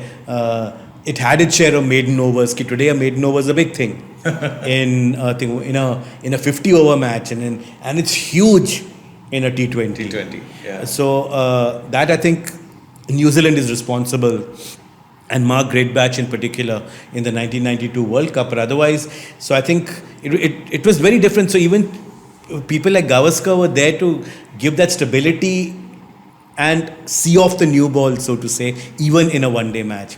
And of course, it went to absurd things in the 75 World Cup, and even I think he has no answer for it. That match against England, where he made 36 not out, didn't get out, having faced 174 balls. Right. It's one of those innings that's inexplicable, actually. Absolutely. I think even he can't justify it, and even he has no answer for it. Then as Ravi to Shastri later used to play like that. Oh, yeah. Actually, Ravi Shastri was another champion of champions. He was like a different man. And Yeah, later but then Shastri knew when to accelerate, and the fact is that in the Champion of Champions, he made those 50s in those last 3-4 matches. matches. He was very, very integral to each of those victories, and that was the World Cup was stepping stone for that Indian team, because after that we won the Champion of Champions thing. We proved that the World Cup was not a fluke, yeah. and the first few tournaments that began to be held in Sharjah, it was India who were the winners over there. So that I definitely think that 83 World Cup team set India on its way over there to becoming a force. Otherwise, we were the weakest. In fact, 79 World Cup, we didn't win a single match. Right. We lost even the match to Sri Lanka, and Sri Lanka wasn't a test playing nation then. So 83 World Cup changed that. But yeah, it was my interest in the sport that kind of coupled with, they just wanted the medical checkup, and the medical checkup, it went off well? Or? It went off. Okay. They felt a couple of shots won't hurt. So when I was about 15, 16, I had a couple of whatever harmonic shots. But okay. And then I got whatever growth spurt, but my entire family was short. So I'm as tall short as my dad. I'm taller than my mother and sister. So. Okay, and let's get back to Xavier's, and how was Xavier's for you? I mean, was it a complete change from a boarding life? You were in Bombay, you used to stay in what? It was, that time actually, to be honest, my parents were in Bangalore. Even... okay, your father had also shifted to Bangalore. Oh yeah, by 84. And your Worli flat? That was sold in 76. Okay. When he went back as the president of Tomco, he was given the company accommodation, which ironically was in the same building where we had our flat. Oh. In Worli. Okay. We were on the 7th floor. This was a flat on the 5th floor. So, in fact, my sister stayed there while doing her college in Xavier's. I think I just wanted to get out of the South. Maybe I wanted to follow, like I'd gone to school, I wanted to follow my sister's footsteps. I think there is a thing subconscious. If you look up to your older sibling, there is a little bit of hero worship. Of course, my sister will be smirking if she ever hears this. Hero worship. But the fact is, she went to Xavier's and thing. And she did Xavier's arts or science? She did arts. No, you did what? I did science. Science. She actually shifted from science to arts. Okay. When she joined Xavier's. She got into political science and international relations, which is what she went on to make her career in. See, for me, now things, Xavier's, there's another thing. I got this letter from FTII which said you have to be a graduate. So one reason to join college was just to get a degree. I continued with BSc because I was good in maths and science. No extra work, no too much of studying. On top of that, by the time the final year you have to choose your things, I chose maths because you don't even have practicals. And with minimal amount of things, studies, if you have the inclination for maths, you get through. Right. You either get zero or you get Yeah. things. So I was decent. So it was actually a decision taken just to get a degree and then apply to FTI. So I just continued with things science. It was not any love that I'm going to continue with physics or I'm going to continue with maths. It was just at that point of time that was the easiest, that had the least hard work. And somewhere my uncle came with the offer. He was working with Mazagon Docks by then. He had left the army. First he was sent under deputation to Mazagon Docks because he was a civil engineer in the army. In fact, he won the Vishist Seva Medal for constructing the army hospital in Leh. The biggest hospital in Leh even today is the army hospital that my uncle has constructed over there. So then he kind of took retirement and continued with Mazagon Docks. So I think stayed with him. I was quite close to that family, my uncle, aunt and the two daughters. So I, in fact, stayed with them. And for me also, it was a change that from 9 years of boarding, why stay in the Xavier's hostel? So it was like, I think, second home for me, being with my uncle. Mazgaon, right? That's In Mazgaon, in the docks. In the docks. Wow. So Dockyard Road to VT was the train journey to college. Harbour Line. Harbour Line. Wow. And as I said, slowly there I made, I think, some of the best friends of my life. I think, because as I said, I made very good friends from school, and they're extremely nice people, extremely humane, extremely caring of others, but we did come from a privilege. I think in Xavier's I had friends who were far more grounded. That was, I think, important over there. And many of them, in fact, we had a whole group of 14, 15 in Xavier's, but we kind of split two ways just according to the way who kept in touch with whom. We became, two groups. But occasionally when a common person comes, like now on 27 March, we're having a meeting where obviously both sets of groups will come because those people are in touch with both. But I had one group I'm closer to than the others. But of course, when we meet, you do take off right from where you left off. But we were a large group in Xavier's, about 15, 16 of us, as a regular group. And it's a mixed group of girls and guys. Oh yeah. Okay. So, did you do any work related to cinema when you were in Xavier's, or it was just like, I'll go to FTI directly? I knew at some point I have to apply to FTI. It's a training place that teaches you how to make films. Of course, I would see a lot of movies. And also, one way you make friends in India and in college is let's go out for a movie together. And then someone else comes, I also want to come, you go in a group. Barabar. In fact, I made my initial group of friends in Xavier's from my class when we bunked class to go and see Silkwood over there. And then it's ironic that though I stayed friends with them, my group became someone else, not this. Right. But they were the first lot I became friends with in Xavier's, and it was over a movie. But later on, I had a lot of friends from arts. So now, I think Xavier's had a common break for all the art students. You have a break between your classes, Right. and one for all the science students. I would inevitably be there for both the science break and the arts break. I would miss my class, whatever going on in the arts break, because I had friends from arts over there. And again, I think some of them are doing really well, and I think doing really good stuff. Naresh Fernandez, for example. Right. He was my classmate in Xavier's. Although his history with me, though I didn't know him particularly well, but his history in a way goes with me longer because our fathers worked together in Think Tata Chemicals. I remember meeting his father a lot, even if I did not meet Naresh while growing up because I was in boarding school. Didn't spend so much time in Bombay. But in the little time spent at home, if they came for meetings to my father's house, I remember meeting his dad over there. So we kind of have that history where I think fathers work together, both with Tata Oil Mills, and maybe somewhere things also worked out. He was the one who actually asked me to write these articles on cinema history for Scroll when he kind of got involved with Scroll. Right. And Naresh, I think, is one of those very, very committed people. At that point of time when everybody was leaving the country, and if you were going for science IIT, you were going to the States. Yes, he went to I think Columbia to do his thing, journalism, but he was always clear from them, and this is very rare in 89, 90 that I will come back. He was very clear right from the beginning. Even now it's very rare. It's not like, He was very clear from the beginning that how can you not give back to the country that has educated you and given you everything. So he used Columbia, he used his degree, his masters, he used his work experience with the Wall Street Journal, etc. But basically, then to come back. In fact, he came back, he had taken over as the news editor of Times of India. And then he set up Time Out in India. Oh, really? They began with Time Out Mumbai.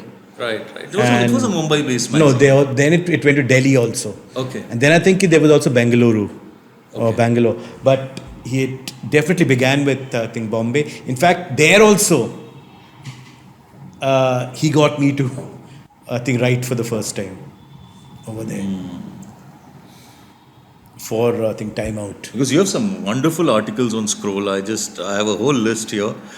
It's like some amazing articles for Scroll. See, I think Naresh has a really, really good team, and again, this is what he kind of put together from Time Out itself. Nandini Ramnath, who's in charge of their film thing, now with Scroll, was working with him in a Time Out Mumbai. So actually, I was dealing with her in Time Out because she was the editor in charge for the film part, while Naresh was the overall editor for Time Out. Similarly, now she's in charge of the reel section of Scroll. Right. So, in fact, they actually taught me a lot because for Scroll, I had to write reviews in 250 words. Okay. See, I had to review DVDs. Unfortunately, in India, the DVDs that came out had no extras. You could not do a DVD review as to has the movie been retransferred? Is there a new version? You couldn't. It was just a bad print. Right. That came out. So then what do you write on the review? You had to give a few lines about the film. You had to review the film, that if anybody wants to buy the DVD, if they might like the film. Right. That thing Shemaru released or whoever. Maximum I would look at if there were subtitles, I might write about the quality of the subtitles. Sometimes the subtitles were not in sync. So you add those few things over there which is to do with the DVD thing over there. But so one learned how to write a review of a movie in 250 words. No, it's very useful because let's be clear, a lot of our mainstream movies, you don't have to write 1,000 words and 1,500 words reviews. Right. So Scroll taught you how to include, I'm not Scroll, Kitama, a lot of issues in 250 words and you have your piece there. There are a lot of movies I've done reviews, even on Upper Stall, 400 words, 300 words. It didn't require more. Right. Over there. So, that way when I was in school had a school magazine and I was on the editorial board of that. Okay. The students of senior school from 9th to 12th formed the editorial board. And then when in 9th class, they only took one person more as a representative that every class is represented. They chose one. So I was the one chosen from 9th. And because I was chosen from 9th, I continued 10th, 11th, 12th because I was part of the editorial board. But I think 12th, because I had the longest history, I was the chief student editor of the school magazine.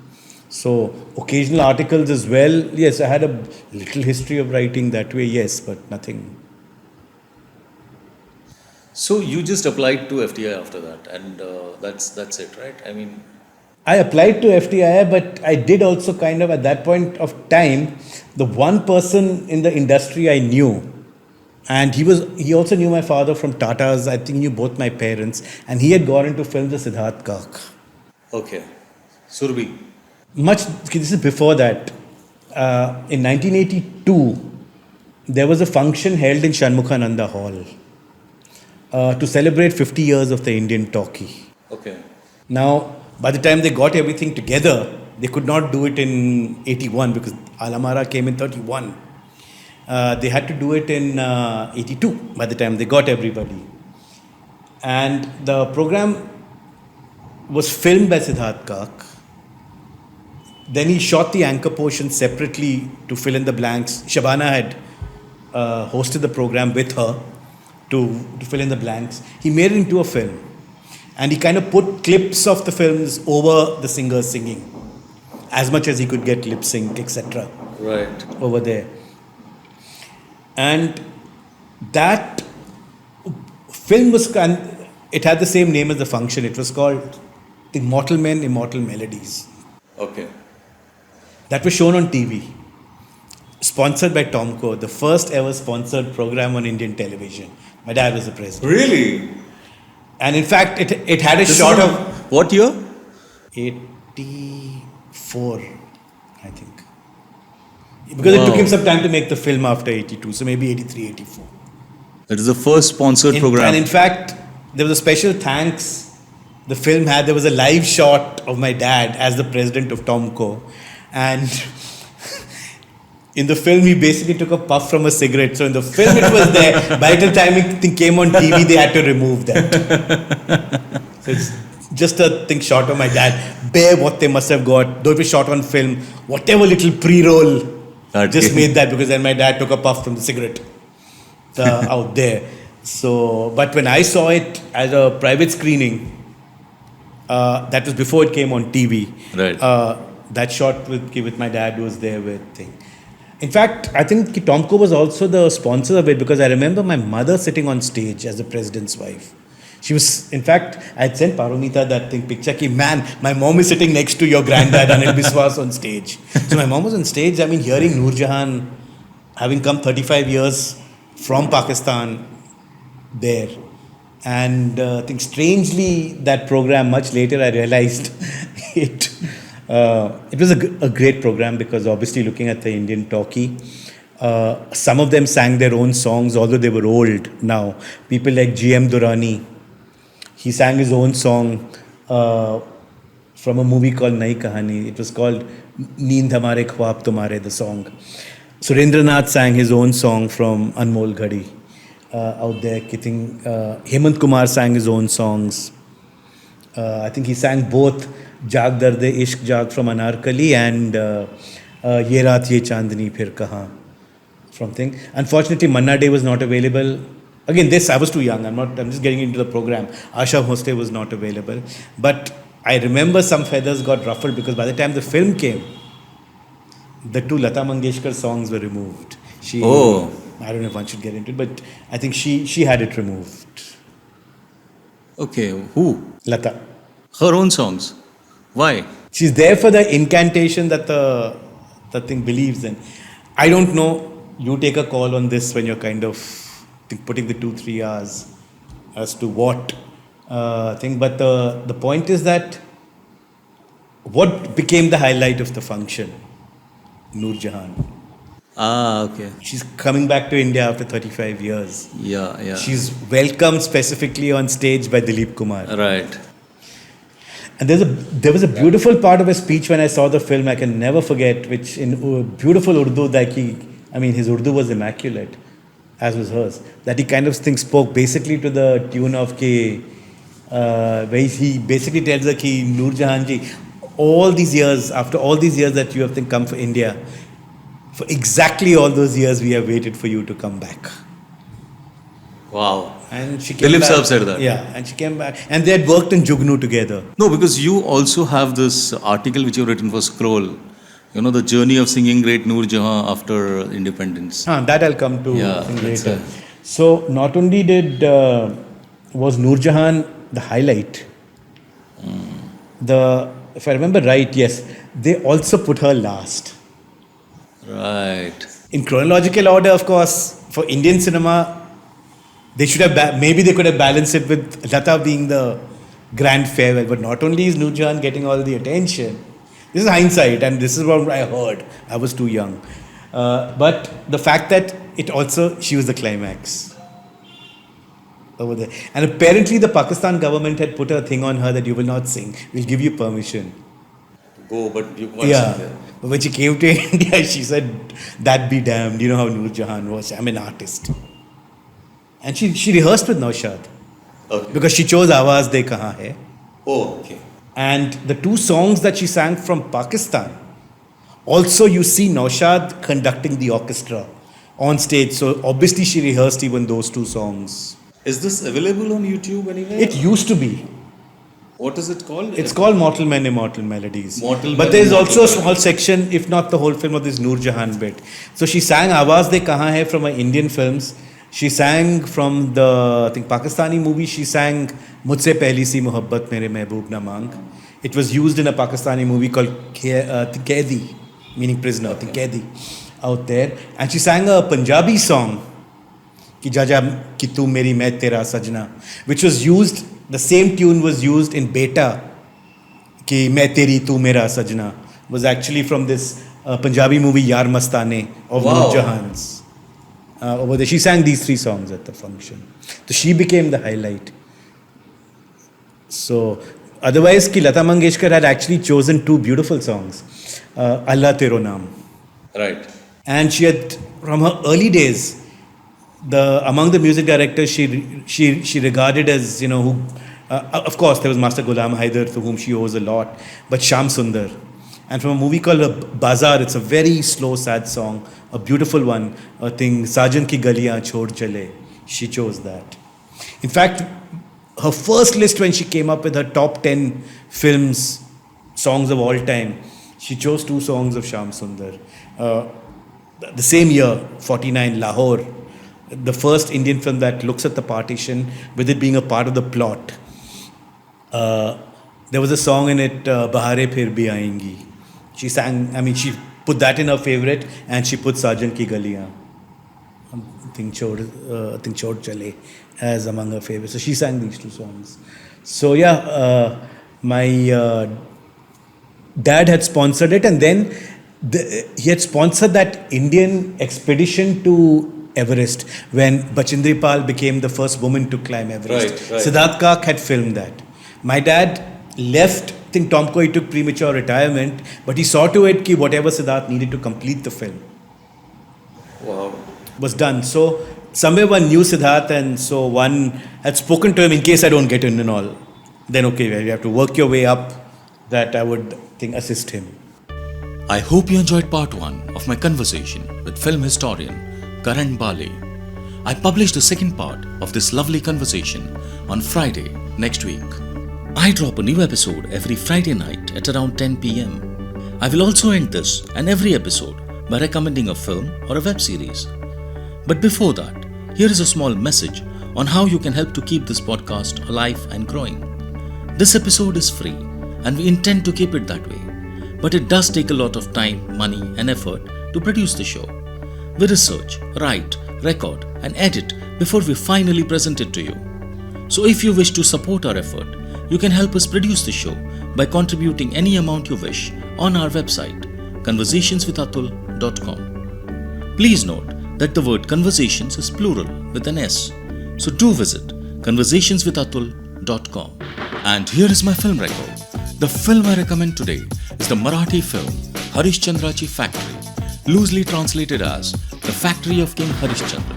Written and directed by Paresh Mokashi, Harishchandrachi Factory is a fictionalized version of the real-life effort of Mr. Dadasaheb Phalke to make India's first film called King Harishchandra. The film is funny, poignant and an irrefutable masterpiece. Raja Harishchandra rates a king-size 8.4 out of 10 on IMDb. Do watch if you haven't already. Follow me on Twitter by following my Twitter handle Atul Taishete, spelled as ATULTAISHETE. Also, do visit my website Conversations, that is Conversations plural with an S. The complete website address is conversationswithatul.com. So see you next Friday at 10 p.m. with a different guest, a new episode, and a fresh conversation right here on Conversations with Atul. Have a rocking fun week and stay safe. Thank you. When speaking about cinema, quite a few film theorists use a language which is complex and disconnected from ground realities. But I've seldom felt that way whenever I've heard Karan Bali speak or read his articles on cinema. As we will discover in this episode, Karan has that special knack to make film history interesting, intriguing, relatable, and contextual. My personal view is that this is exactly how film history should be taught, if we wish to reel in the younger generation into learning about the past. In the second part of my conversation with film historian Karan Bali, we continue from where we left off and converse about his profound understanding of cinema, its history, and how the development of the Pakistani film industry compared with our very own here in India. Hi, I'm Atul Taishete and welcome to my show, Conversations with Atul.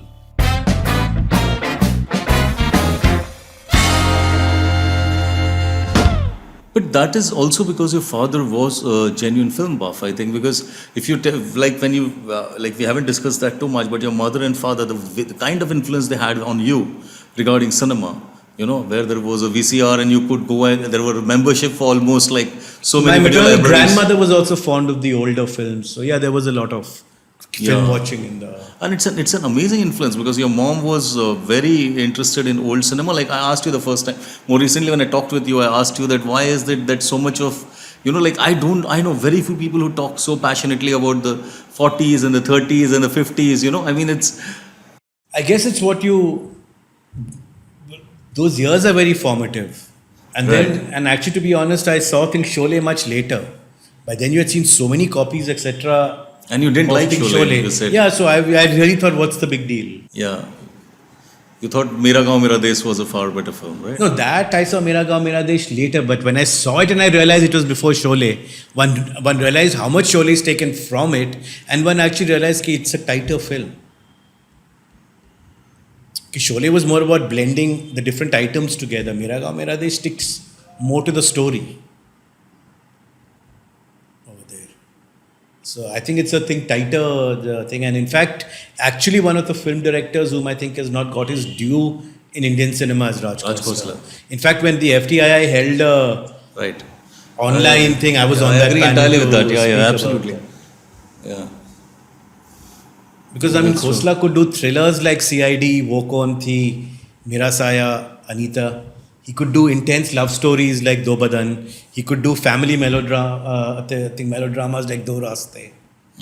Dacoit drama in Mera Gaon Mera Desh or Right. Kache Dhage. Both are great dacoit dramas of the 70s. Kache Dhage, I find the climax of Kache Dhage amazing. I mean, it's an And then amazing he's climax. also done some very interesting stories. I mean, they did take off from Hollywood, but he really tweaked them well. I think Right. Solva Saal. Right, right. It's a one night story. A wonderful story where Wahida Rahman runs away Runs away from home and with this guy. Yeah. And this guy dupes her. dupes her. Yeah. And she meets this other guy who has to get her Yeah. back home before her father wakes up and realizes what the girl has done in the night. Right.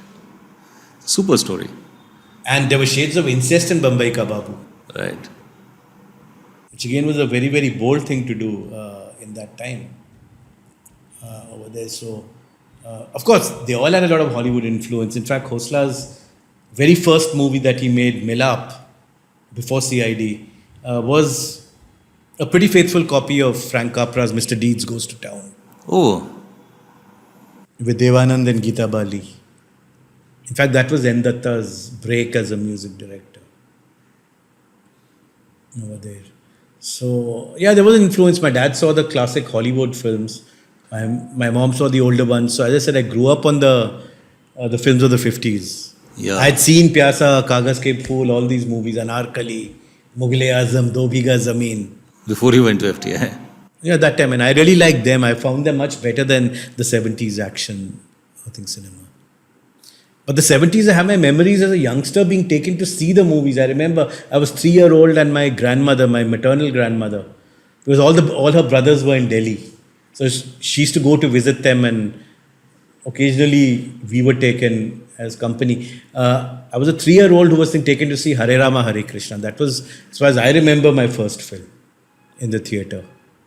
And in the very first 10 minutes, after the parents are totally uncaring towards the boy and the girl, and the girl starts to cry, and then the boy sings Phoolon Ka Taro Ka. Right.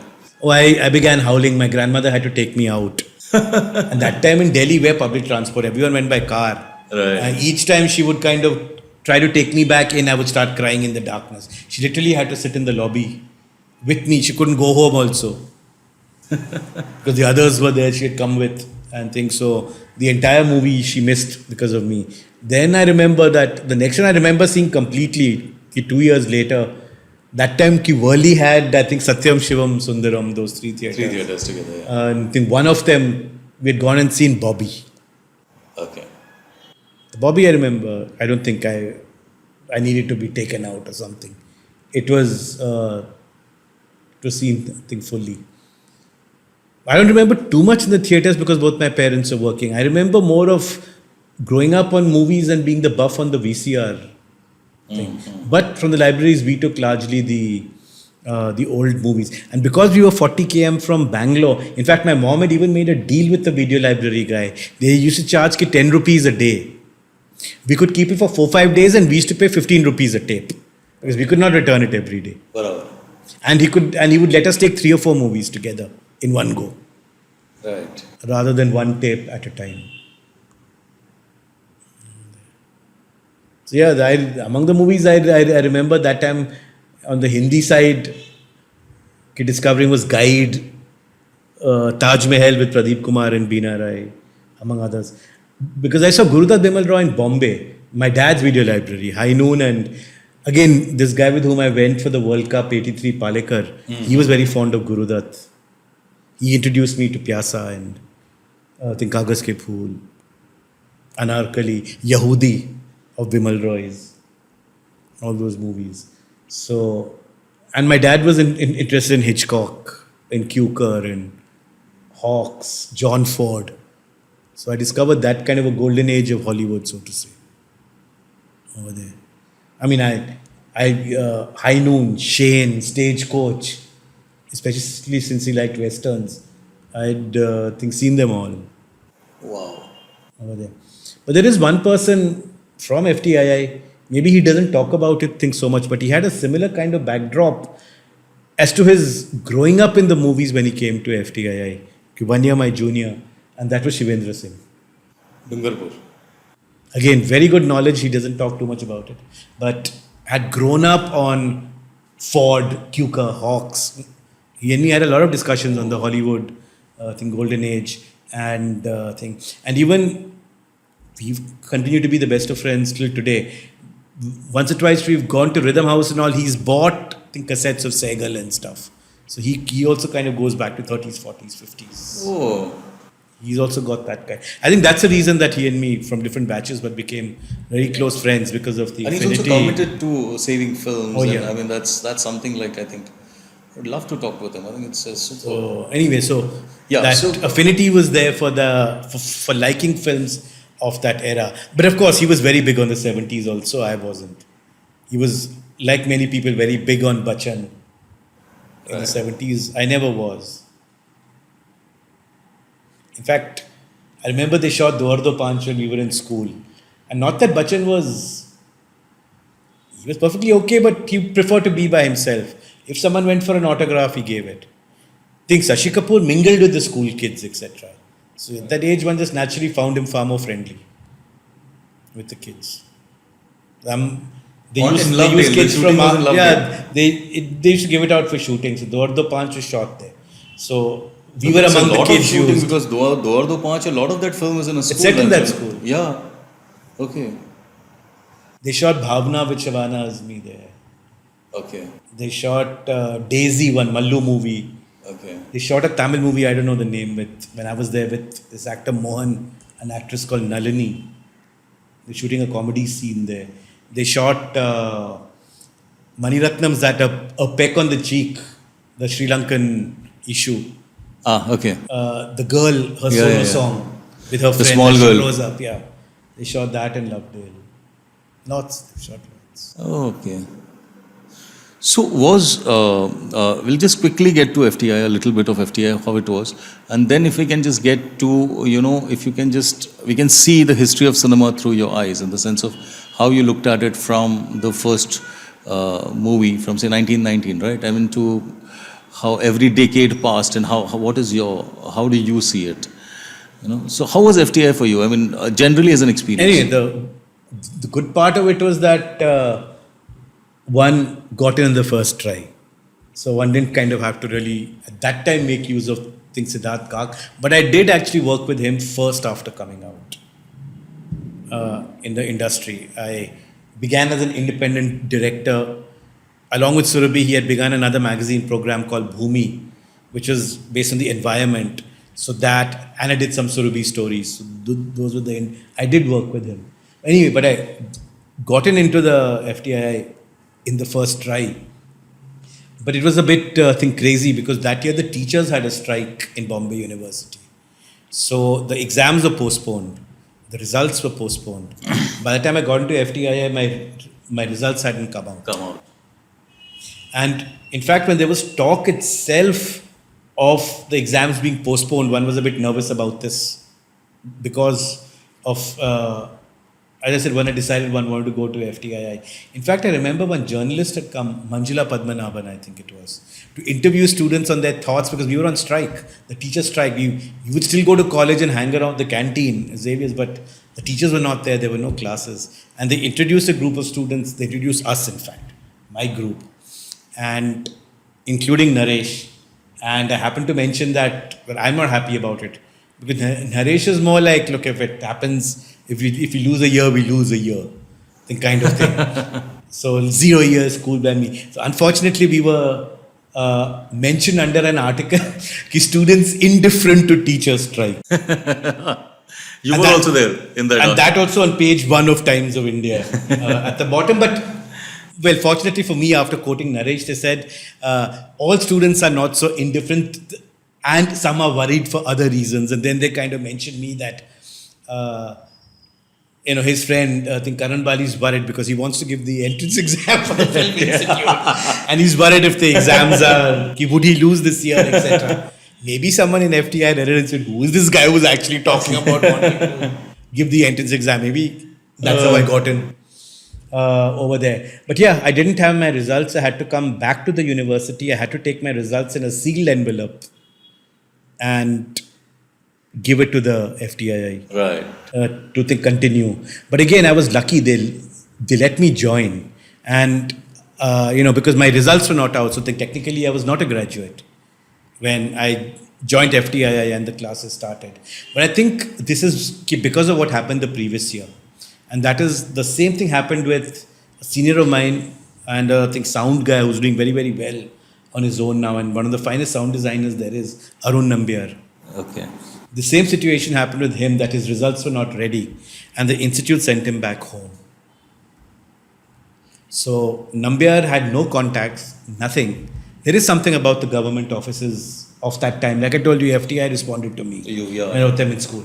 He sent off a letter to the Prime Minister's office. He had no address, he didn't know anybody there. Saying, I don't think this is fair. They've sent me back home until my results come. I'm losing my classes. The FTI got pulled up. Oh, really? The central government got in touch with them and said, if the guy fails, you ask him to leave. Right.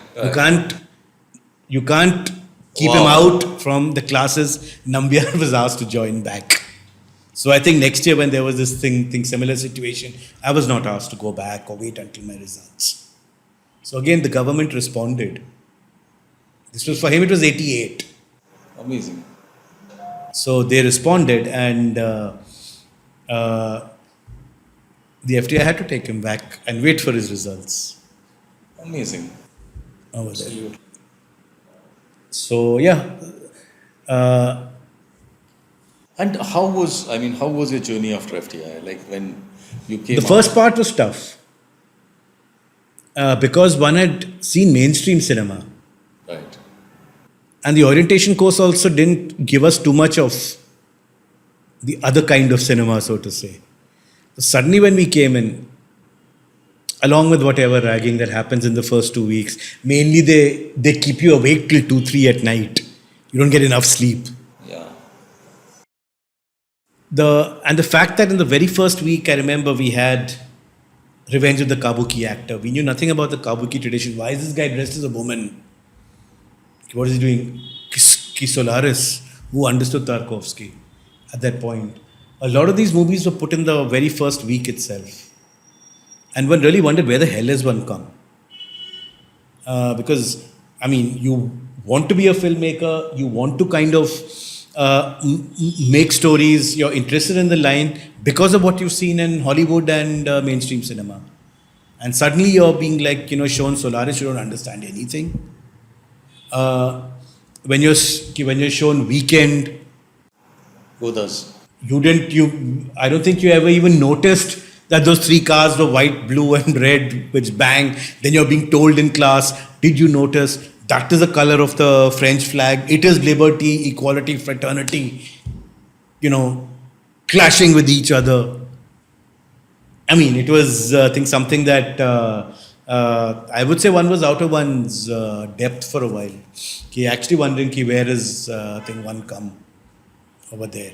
Of course, the screenings were there. You were with a group that spoke about cinema in classes. You saw extracts. All that was interesting enough, but you got very little out of the screenings initially. The movies went straight over your head. A lot of them did. Obviously, when you saw Ray and all, for example, yes.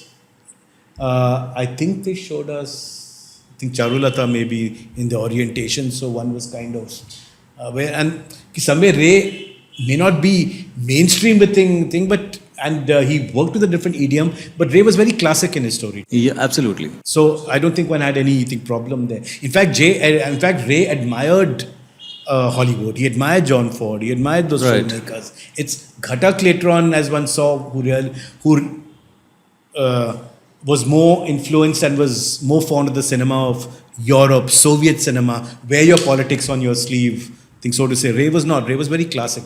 But Ray was very humane in his storytelling. Right. Over there. So I'm not saying people like Ray or stuff, but somewhere some movies like Solaris, etc. I think remember really threw one off gear. Godard threw one off gear.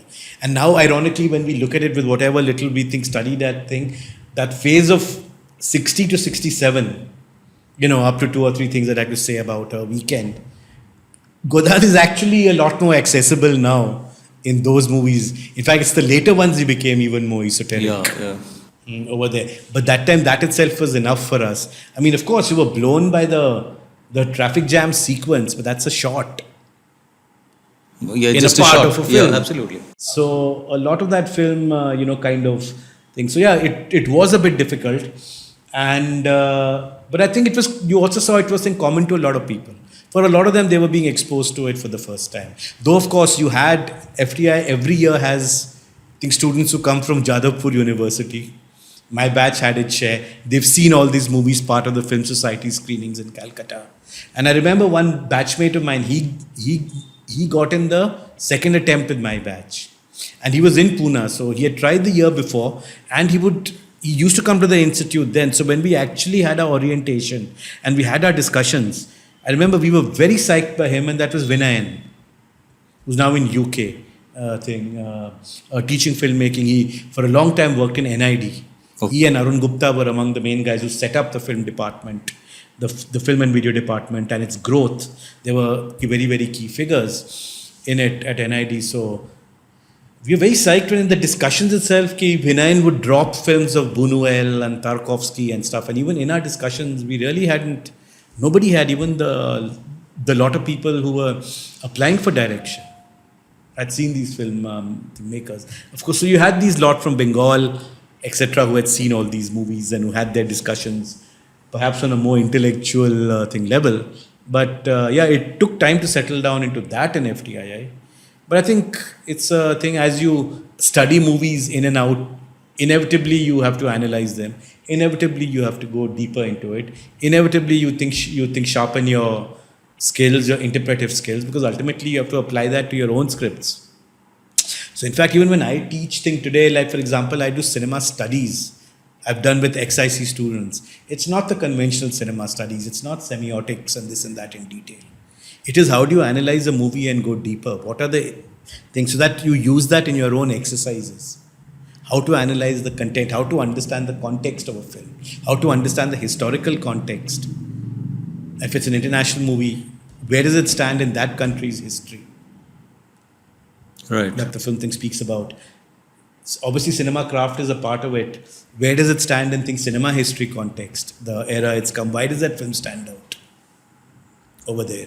So, and then of course, analyzing the actual content, both screenplay wise and the text, the subtext, everything, the characters, the characterization, and the film craft. I get more into that, so that they kind of apply all this into their own scripts. So even there, ultimately, you do. I mean, sharpen your skills with everything in class. And I have to say, FTII opened up a whole new world also for me, that there are different ways to tell stories. So of course, one kind of gets used to that. And FTII, your screenings were one masterpiece, Yeah. followed by another. So your mind was also blown a lot while you struggled to come to terms with it. I think evening after evening in the screenings. So I think a lot of people that I saw in FTII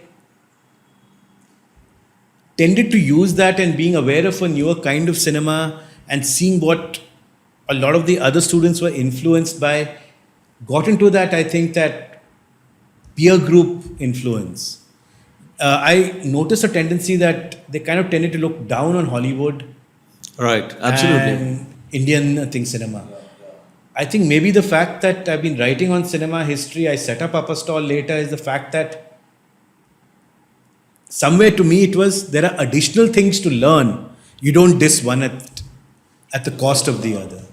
So I think I was equally fond of Indian cinema. In fact, the Sunday screenings were old Hindi movies, and I would attend them all.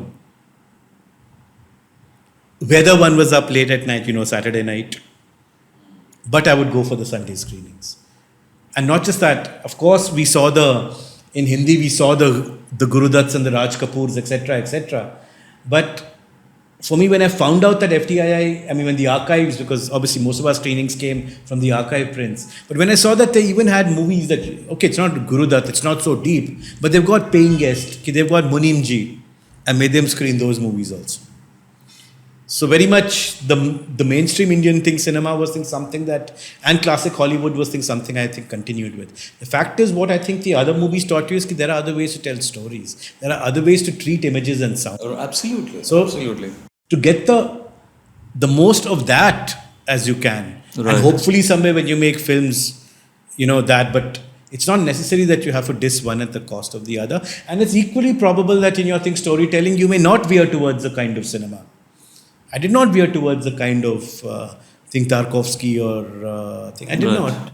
But I think it's integral that one looked at his movies at the institute to see that there is another world. So even now with my, if I teach Indian cinema history, I did not go let's say even the Indian parallel cinema movement, or look at the work of Manikal or Kumar Shani. But I have to look at those movies. I have to see what I get out of it. I have to see, I have to read up what I can when I do it for students.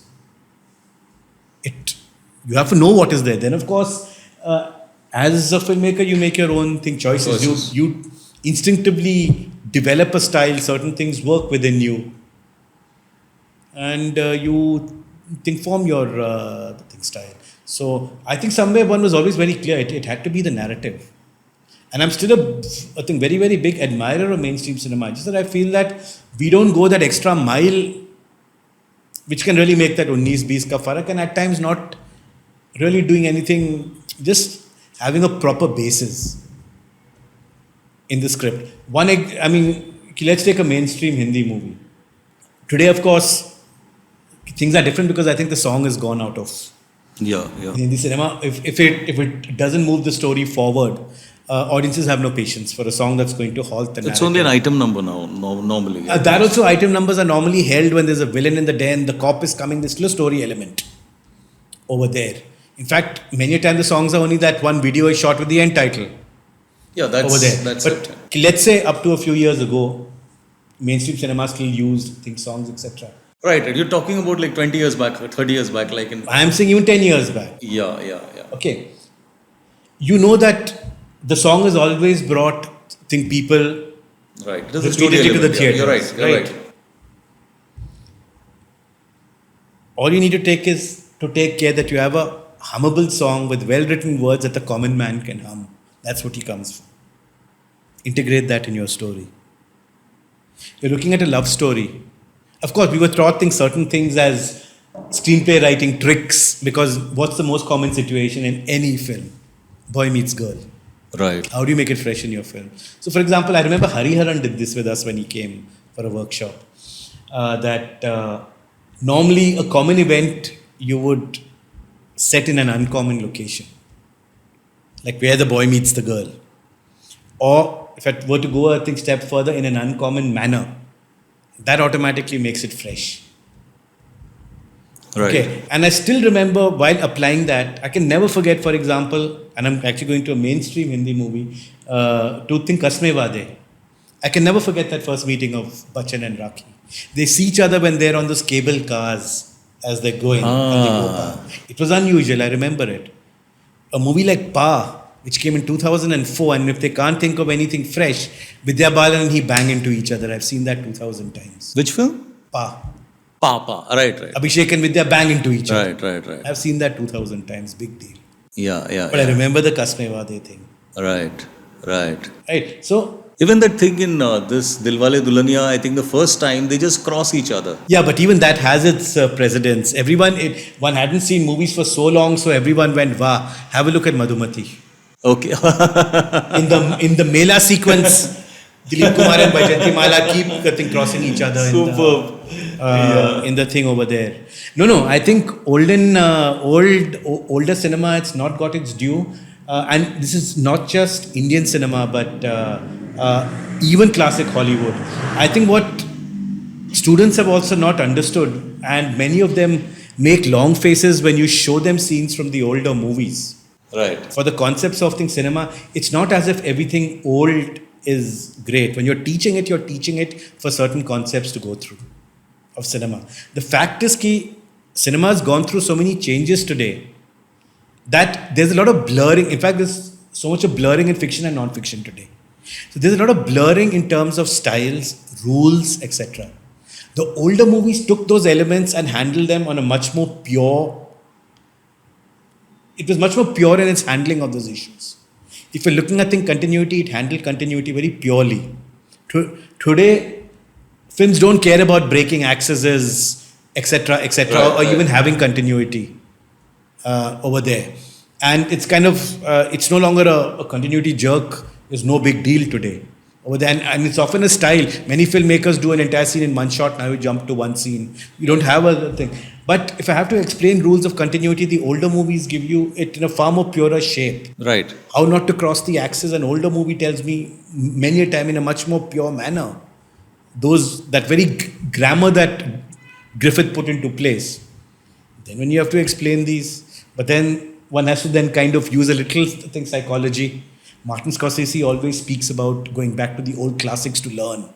Like the painters go to the old classics, filmmakers like him go to the old classics. Absolutely. So I always show my students that a personal journey through American movies by Martin Scorsese. And when Scorsese says look at older movies and he analyzes those clips in great detail, the students are open to the older clips. But the point is that, one obviously can learn things like, and if it's an uncommon event, alien invasion, etc., you need to make it plausible. A common location happens in the market, out on the streets. I remember Hariharan taught this. Keating taught us this. So I think somewhere my point is that you use these elements to how you can tell a story. But I was very clear that one would tell story, and as I said, these are simple things you have to just include in a mainstream movie. Right. Let the hero and the heroine meet in a fresh way. Right. Have songs which are hummable. If it's a romantic movie, have the romantic scenes as nice moments between the two of them. Right. This is not rocket science. It is mainstream cinema. It is for the public. but you're just lifting it. Just that small element, actually. Yeah. That makes all the difference. I used to actually also do this when I didn't teach much, but I used to put this like take two completely different characters, give them a location, like say a cemetery, for example. You know, if you like anything, then give them a completely different genre. Don't give them horror. Give them like comedy. You know, so you have these 4-5 aspects that you have to put into your and write a four scene film, four scene a story or a film or whatever you want to do. You know, and it suddenly people come out with extremely random things, you know, which are brilliant when you give them those elements. Otherwise, सब लोग तो वैसा ही सोचता है कि यार, like you said, banging into a street, both of them. I mean, what's That, the and I think especially when you have the younger lot, and to a certain extent, I also use that as one extent, a jilted love affair leading to a suicide attempt. Now, today's ki generation only thinks of that, the first script. So his girlfriend jilted him, so he slit his wrist. I did that in my mise-en-scene, but I did it as part of a story because I wanted a simple story because it was a single shot exercise. So, and that exercise was actually a flashback within the shot. One room, you see the woman lying with her wrist slit, and as the camera moves and you kind of go over various elements which show that she's a sculptor. You have, I think, statues, etc. And when the camera goes into the next room, I had a 2-room set. This was lit for night and that was lit for day. She's meanwhile got up. She's obviously taken her position there. She's working on a piece of sculpture and she's told of the breakup of her relationship there. right? So there I didn't want to make it too complicated. I did go for an easy solution. But the fact is that I was doing that in one shot. So I was more trying to do that. Not that I don't have that I'm suffering from an idea that, you know, that... But ideas repeat over decades and over years, and people don't even notice them. That's what is like. Yesterday I was talking with someone about Jhund, for example. You know, and he said, "Arey, udhar wo kiya hai. They've done that where they have these street kids and they are all acting in it, and this then they change and all that." I said, I mean, it's not the same kinds, but this has already been done in Mashal and Ankush, and you know, it's already there. It's done in Mere Apne. It's all this kind of a thing. And if you want to look at it, then look at Salam Bombay. You know, Salam Bombay had exactly this kind of. That way, the other thing with students, because a lot of them are big Coen brothers fans. So when the Ballad of Buster Scruggs came, I asked them in class, "Could you remember the first story? The minstrel cowboy, the killer cowboy. Right. He plays a ukulele. So what do the Coen brothers do as one of the shots when he's playing? They go inside the ukulele. You've got this black, you've got that hole, the strings on the other side and the hands playing. So I say, look at Teesri Manzil. Right. Aja Aja Main Vijay Anand did this in 66. He went in the inside song, the guitar. right? It's in the... In Aja Aja Main Pyar. Yeah, right. Right. So that's what I say, and everything old, it doesn't necessarily mean, and honestly, I don't think we've come across another director with the kind of shot taking that Vijay Anand conceived at that point of time. And in that time, there wasn't even a video assist. He had to wait for the rushes and the cameraman's word of mouth, which is the okay take. Seriously. There. And actually, but when you show film students Vijay Anand's work today, they are zapped. Their eyes do open. I've seen that. Their eyes do open that he might be old, but they find him a lot more modern in his shot taking and urban sophistication, his women characters having minds of their own. Right. They are actually quite zapped by Vijay Anand. So I think somewhere in the institute, I didn't diss Indian cinema or Hollywood cinema, but another world did open up of movies from all around the world. And while we had a faculty, I would say you learned, because you had classes with extracts, you were doing your exercises, basically learning movies, having interactions every day, almost 24/7 at times. I think that opened up a world for you over there. But earlier years, it took time to get used to some of the movies. Then, of course, one was used to the Tarkovskys, one was used to Buñuel, one was used to that. And there's always something you can take from a director. Initially, I found Bergman much too intense. But later on, I found nobody can hold close-ups with those actors for so long. Absolutely. Cries and whispers. I mean... As Bergman could, and no one could get key performances out of actors like Bergman could. Now, that is something to aspire to. Right. Yeah, you don't need to like Tarkovsky. I love the shot taking. I mean, I've the kind of cries and whispers. I mean, the close-ups are mind blowing. And I don't may need not to like understand the entire film. movie, but when we discuss something, we discuss elements of it. Say, for example, many of the filmmakers, I think Kurosawa, Tarkovsky, when they first made their color movies, they were so conscious of their color palettes. That makes you think towards color palette. Right. It makes you think towards your color palette. A mainstream cinema can do that. Why not? Yeah. In fact, one of the rare things in the olden days, I think Chetan Anand did, which was landmark in Heer Ranjha. Not only was the whole script written in verse, entire script, the dialogues, the entire movie, it's a triumph for Kaifi Azmi. He wrote the entire screenplay in verse. That is Rajkumar, the Rajkumar film. And Priya Rajwan. And Priya Rajvansh. But until Basant comes, Chetan Anand avoided the color yellow in every frame. So that Wow. all these women, when they come in yellow, that hits Dazzles on you the as an screen. audience. Wow. So even mainstream cinema can do a lot of all this, Right. and it's just a small thing. It lifts Elevates the the film, So yeah. my point is, it can do a lot. Doesn't. It doesn't. And at times, as I said, you just need songs a common man can hum, well written. The olden day, the movies, even the comedian songs, "Ae Dil Hai Mushkil Jeena Hai Yahan," not only had poetry, they had a philosophy of life. It's how he looks at Bombay. The song had a philosophy Right. of life that made the thing poetry richer. And then, for example, if it's a love story, good romantic moments between the boy and the girl. Mani Ratnam did it so beautifully in the 80s and 90s. Absolutely. That's all it needs. Yeah. I mean, I saw one Tamil movie, Asai, with Ajit. There are two heroines after him. He hardly reacts with Bhavna, hardly interacts with her. The songs also in the romance are imagined by Bhavna in romantic situations. He interacts much more with Samira Reddy. In the end, he goes, "I want her," to Bhavna. How? All he needed was to build up that romance a little more interaction, little more nice scenes that he also likes her. That's all it needed. It makes the whole track incredible. Right. You're like, you're going, what the hell? He hardly interacted with her. She thinks of him. Why is he gone for her? Why not this girl? Why not this He's girl? interacted much more with this girl. And he seems to be liking her. So it kind of loses that credibility. And that's all it needs. Just a little more interaction between the two of them. Right. So in that you can kind of lift, mainstream film so much. So I don't diss commercial cinema at all. Yeah, there are certain things, when you study in context, mainstream cinema will always have those problems. Depiction of women. I mean, even the Guru Datts and the Bimal Roys, etc., stuck to patriarchy in their movies. A woman had a particular place.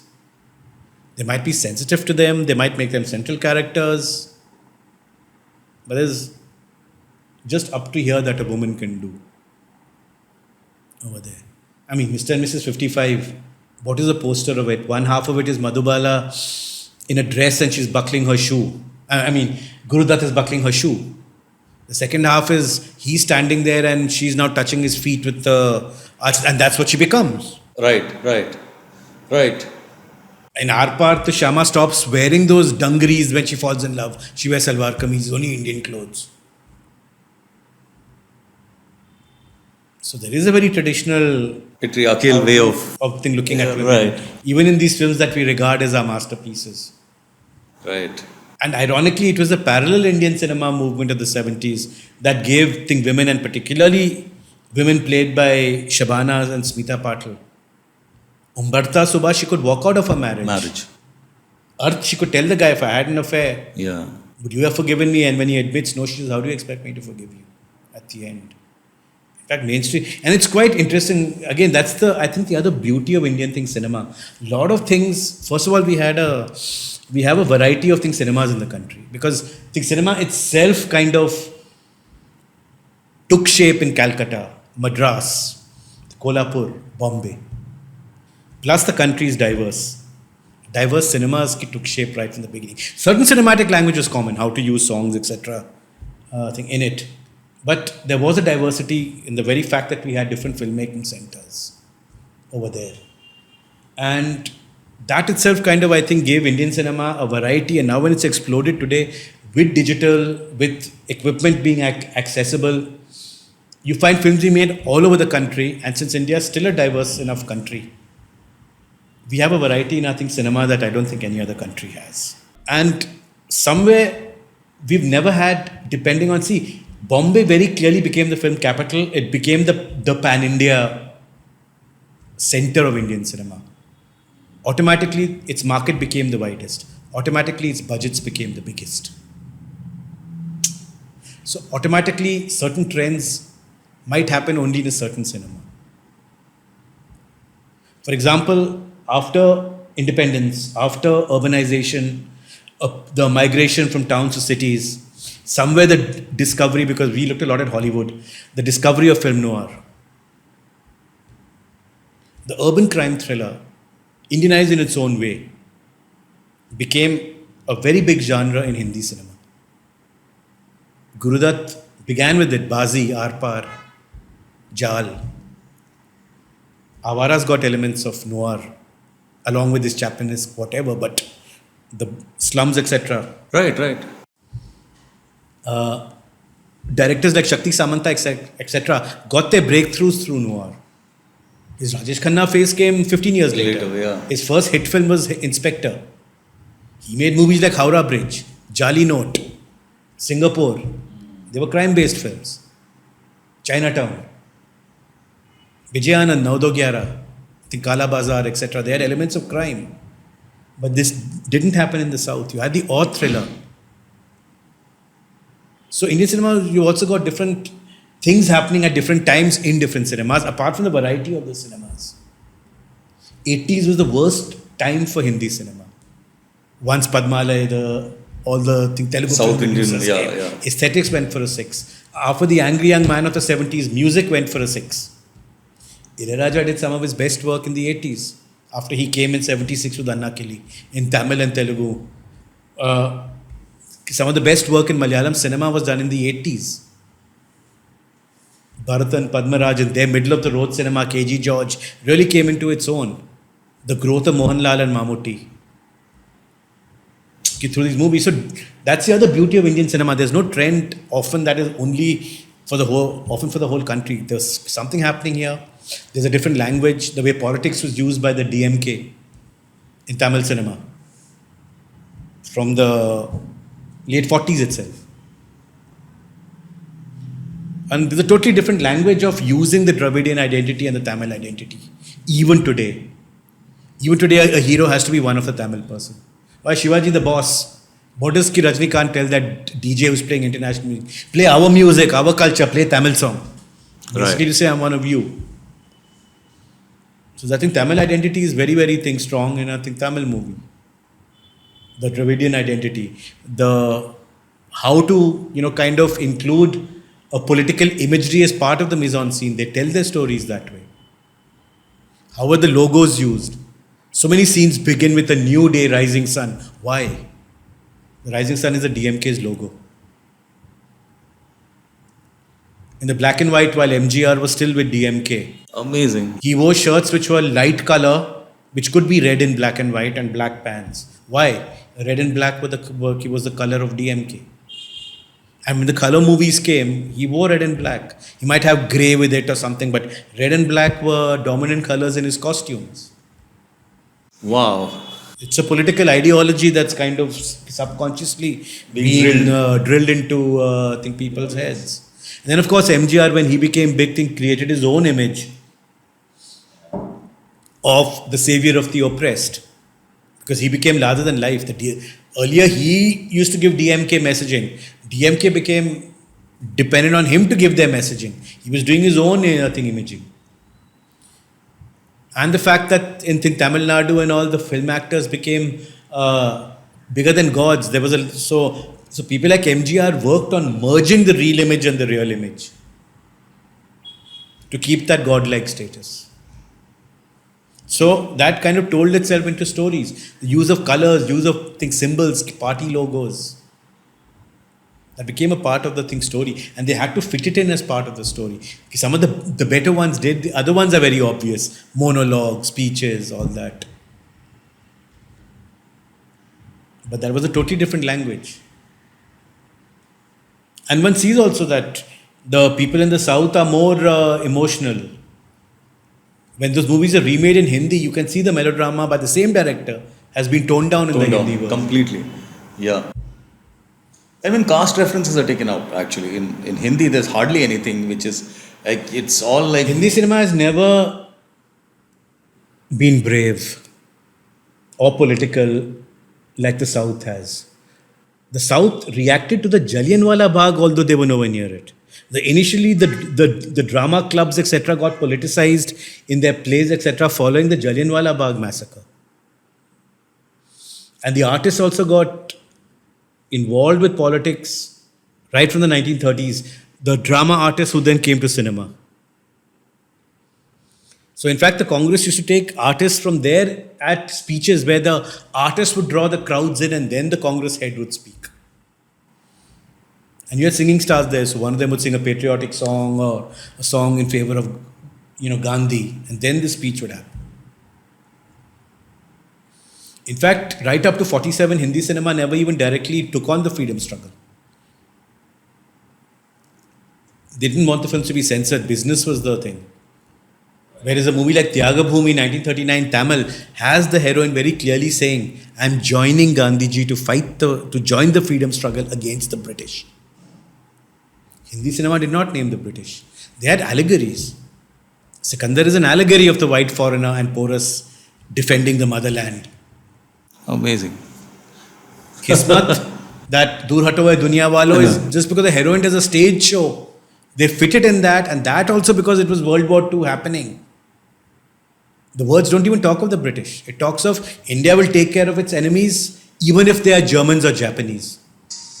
Because that's what the Brits were fighting in World War II. So the Brits could not censor it because it's your cause we're talking about. The Germans and the Japanese are our enemies. But of course the Dur Hato Hai Duniya Walo is actually directed at the Brits. But Right. They didn't even dare do it directly. None of the artists were involved in the freedom struggle like that, like in the South. A.K. Hangal and Balraj Sahni. He became an actor much later, na? Right, So right. he wasn't in films. In the 40s, Devanand, etc., never got into the freedom struggle. Okay, they were still lesser known. Let's talk of actors of the 30s.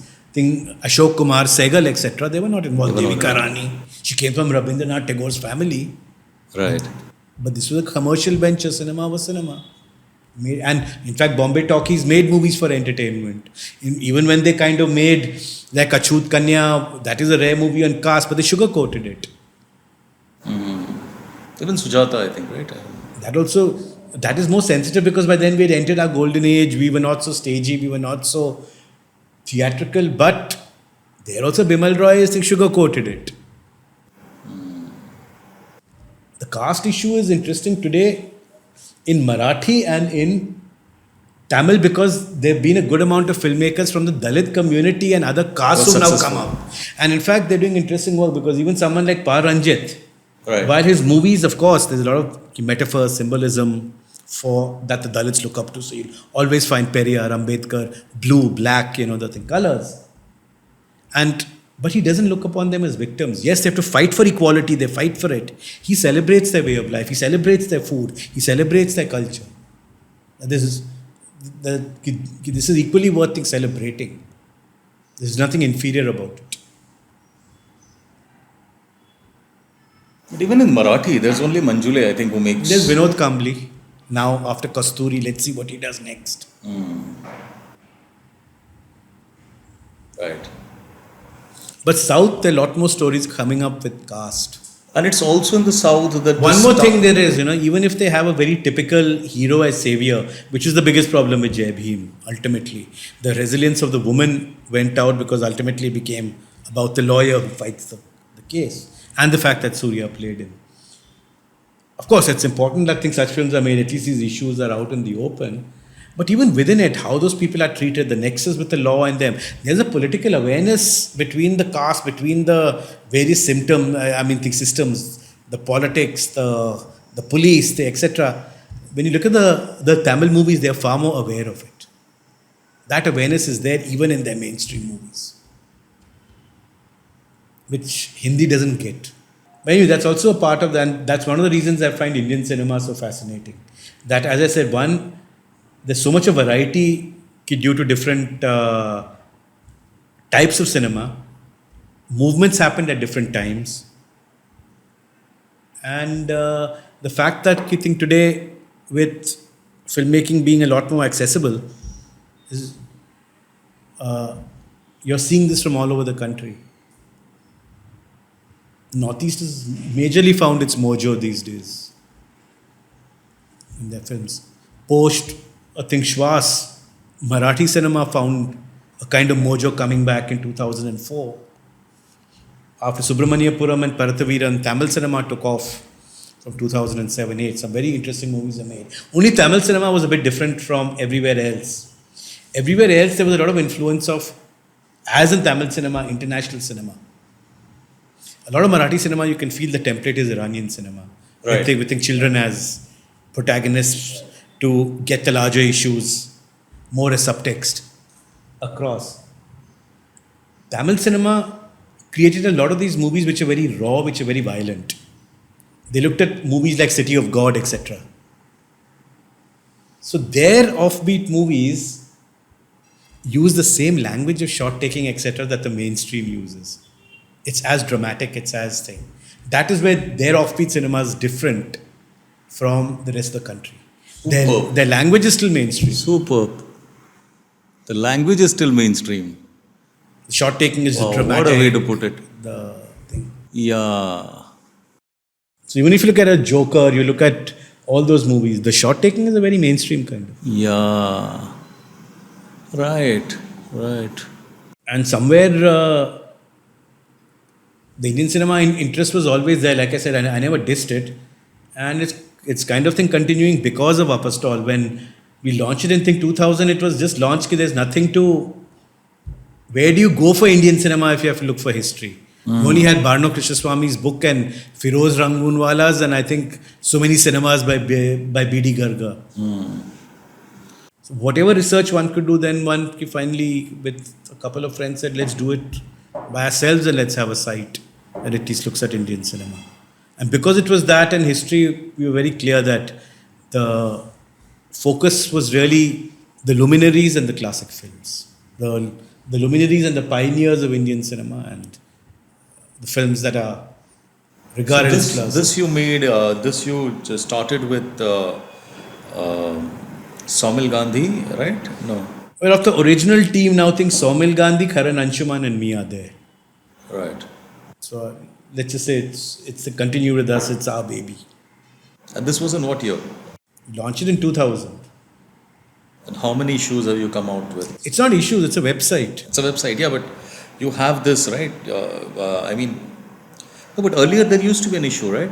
Not issue, we used to just send out newsletters before social media to those who had given us. Whenever there are new articles, you get the newsletter of that. Right. It's a website, you're constantly updating. The older articles stay on the... It's not like a magazine, one issue and then... Because I remember seeing this newsletter that's why I got, okay.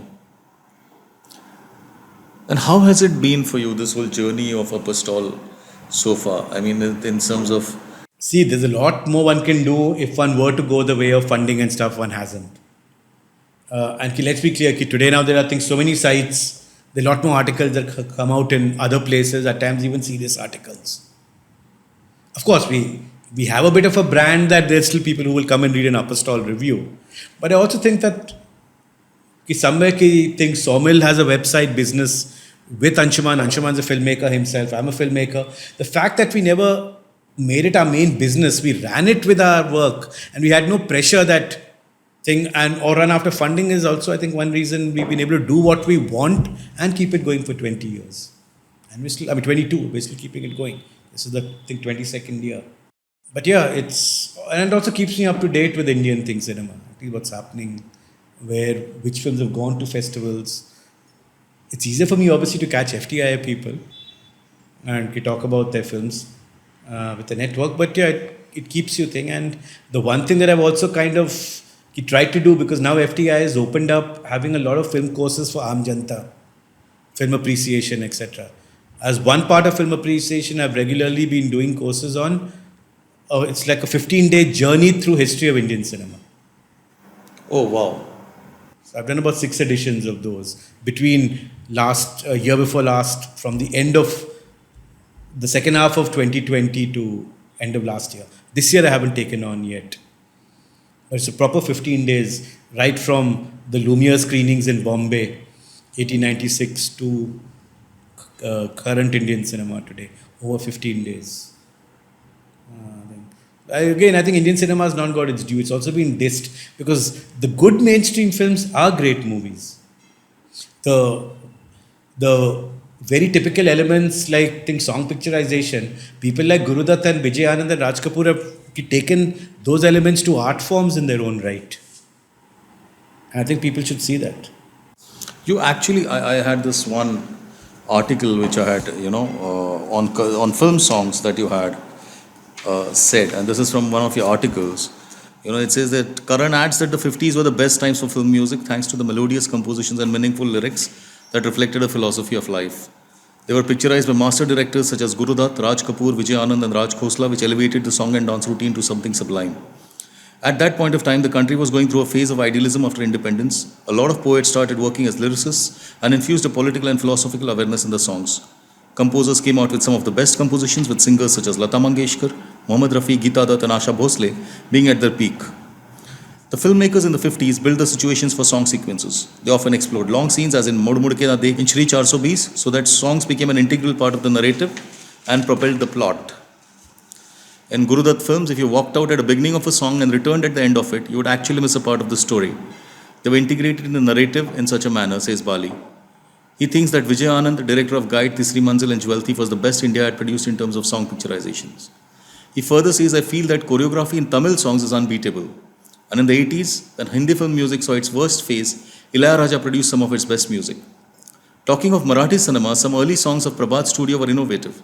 In Kunku in 1937, you would find Shanta Apte singing an English song, and in Manus in 1939, you would be surprised to find a multilingual song by Shanta Hublikar. In the 50s and the 70s, in the Bengali industry, the romances starring Uttam Kumar and Suchitra Sen contained songs which subtly created the mood with the lighting and backdrop. With the passage of time, Bali feels there have been changes in Indian film songs, most of them working to the detriment of the craft. Why? This cynicism, it's... Because the filmmakers it's actually given us song and dance has given us a unique identity down the years. And even initially when the Hollywood studios came, Fox and all, they couldn't do what they did in the rest of the world by taking over those industries. Because of the Hollywood kind of filmmaking, they had to make Indian films. Right. So it was a very unique kind of language we have. But now the song and dance is going out because, as I said, filmmakers don't have the patience if a song doesn't move the story forward. And filmmakers have to create more and more innovative situations for songs today, for it to truly move the story forward and be a part of it. And many of them perhaps feel it's too difficult. It's also to do probably with film length, because now if you go to a distributor will tell you, isko 2 ghante, keep it within 2 hours. Only Hindi. Only Hindi. The South still goes for 2 hours, 40, 50 minutes, all the big budget movies and the star movies. Because I remember when I had a song, it was like an item number in my film, and I called the choreographer, and that guy was obsessed with the hook step, because his thing was कि ये जब बजेगा, I think he didn't say it, but like शादी में बजेगा तो वो फिर everybody should dance that hook step, like Salman does with that belt or whatever else that. Yeah, but that's an integral part of our movies, and that one has to kind of create those moments. For all the other problems in the movie, one can see why Pushpa was such a big hit. Right, absolutely. The shoulder thing, just this, that's the slipper. Yeah. Because that film made no sense to me, honestly, but that one thing, and like somebody, I think a marketing guy once said this to me, that in a film now, anything for to be successful, you have to see if it can become a meme. I found that mind-blowing. That something Today like is that. a different world. In fact, even for a filmmaker today, if you were to fortunately the world is opened up with information. But if I was to write a script, I think today I really have to do research. What is the kind of script I've written? Who is going to be the target audience? Which production houses have made this? Yeah. And only approach those kind of things. Right, People to see right. they'll be interested. Next, I would have had to do a rough budget and a breakdown and schedule on my own, because the first thing the guy will ask me, how many days, how much money? Absolutely. And I need to have an answer. Absolutely. That is the first question. And who's the Kitne star? din, and who's the that- star? and who's the star? Who's the star? That's it. And then if you say you want so and so, he's already working out, itna budget bol raha hai, that type of an actor, has he got that draw? Ho sakta hai, nahi ho sakta hai. He's already working on that. Yeah. But you also have to see who are the ones, if it's off the beaten track movie that you're doing, who are the production houses who have done that. You can't write a Gangs of Wasipur and then go to Yash Raj. You're wasting both people's times. Absolutely. But that point of time in the 50s, there's a reason it was called the Golden Age. Indian cinema really came into its own in the 1950s. And in that period when we speak about Guru Dutt, etc., making it an integral part, the song of the movies, all that was thought of in the script stage. And if you look at all of Vijay Anand's songs, they don't just cut to songs. Scenes lead to the songs. There's a build-up in each of them to the Right. song. Shri 420 that Mud Mud Ke Na Dekh, it's built up. That scene with Nargis in the club, she leaves him and says, you are happy to this fake rich world. I mean, he's wondering what to do. That is when Nadira tries to entice him with Mud Mud Ke Na Dekh. And the song has been shot where it's much more slower and seductive with her. When he joins it, there's a rhythm. There's a hoy in his singing. There's exuberance. He's now gone into that world.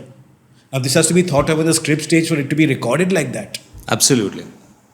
Brilliant. So it was very integral to them what it was doing to their story. There was a proper build-up to it, and then what it was further doing to their story. In fact, Nasreen Muni Kabir had mentioned in a book, and this was Majru Sultanpuri's analysis of the Guru Dutt songs. And in our discussion, I have to say Nasreen and me added a third point over there. But Majrusa basically gave two reasons for why does the Guru Dutt song appear so well integrated in his movies. If you look at many a Guru Dutt song, because obviously exceptions are there, when you form a style, it's wherever it works for you. It may not work in each and every song. Guru Dutt, once he kind of evolved his style, almost never had an opening interlude that the audience will now sit back, ki abhi gana aane wala hai. The characters are talking and a song starts. The song automatically appears to be an extension of the scene. He's talking with Shama in the garage. There's that silence. He throws and then sun zalima. No open introductory.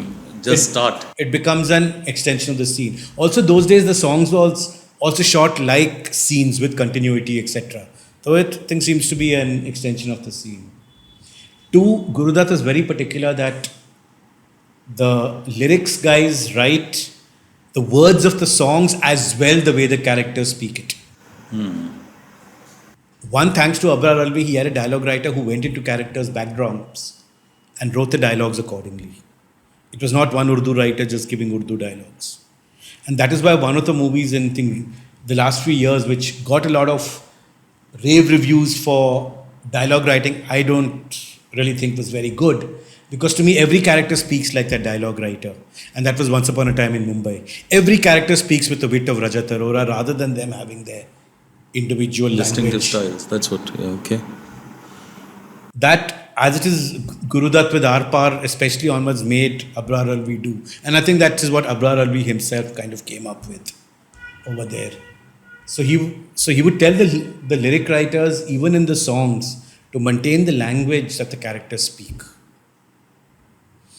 Otherwise, you have a movie like Howrah Bridge, Shakti Samantas. You have Madhubala playing a Christian club dancer. Now, how do you know she's Christian? Because she talks, "Tum kya bolta hai, man?" That's her Hindi. But her songs are "Aiye meherban baithiye jane ja." But Guru Dutt kind of maintained that language when the song was written. So it goes with the character. And the third point, barring one song from Pyasa, which it is said the distributors asked him to put after the film was complete. So he did it as a dream sequence. He had to fit it in. That was Hum Aapki Aankhon Mein. Otherwise, Gurudutt had no fantasy songs. The songs are picturized in locations that the characters would naturally inhabit, not cutting to gardens and thing over here. If he's working in the garage, he picturizes Sun Sun Sun Sun Zalima in the garage.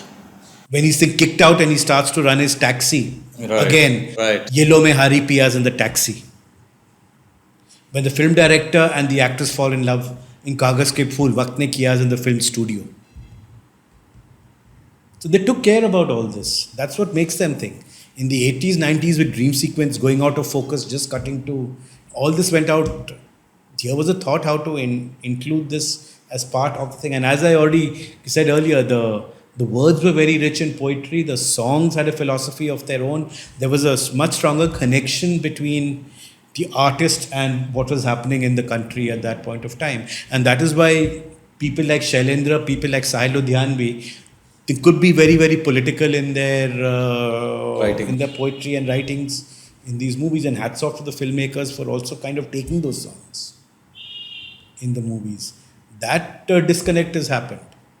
It's become Danda. Plus, songs are no longer important. In the olden movies, you could say a lot with the songs. Yeah, but it's become Dhandana because what has happened with songs simply is that there is no real money to be made from songs anymore. Yeah. That's as simple But as that. it's also coupled with the fact that, as I said, the pace of life is faster today. You can't have a sad song for 6 minutes which doesn't move the story forward today. In fact, the biggest casualty, leave alone songs, has been the sad song. Whereas in the olden days, the lyric writers spent a lot of time in really bringing forth the feelings of a broken heart. Some of the best poetry actually and philosophy came in that, having been hurt in love. Right. But that doesn't move the story forward, no. You can't have someone sitting mournfully for 6 minutes staring into space today. That even audiences will not take that today. No, that's true, actually. There's one thing which, because I generally pass through everything on scroll, and there's one thing which comes through most of your writings there is this about your roots in Pakistan, the family roots in Pakistan.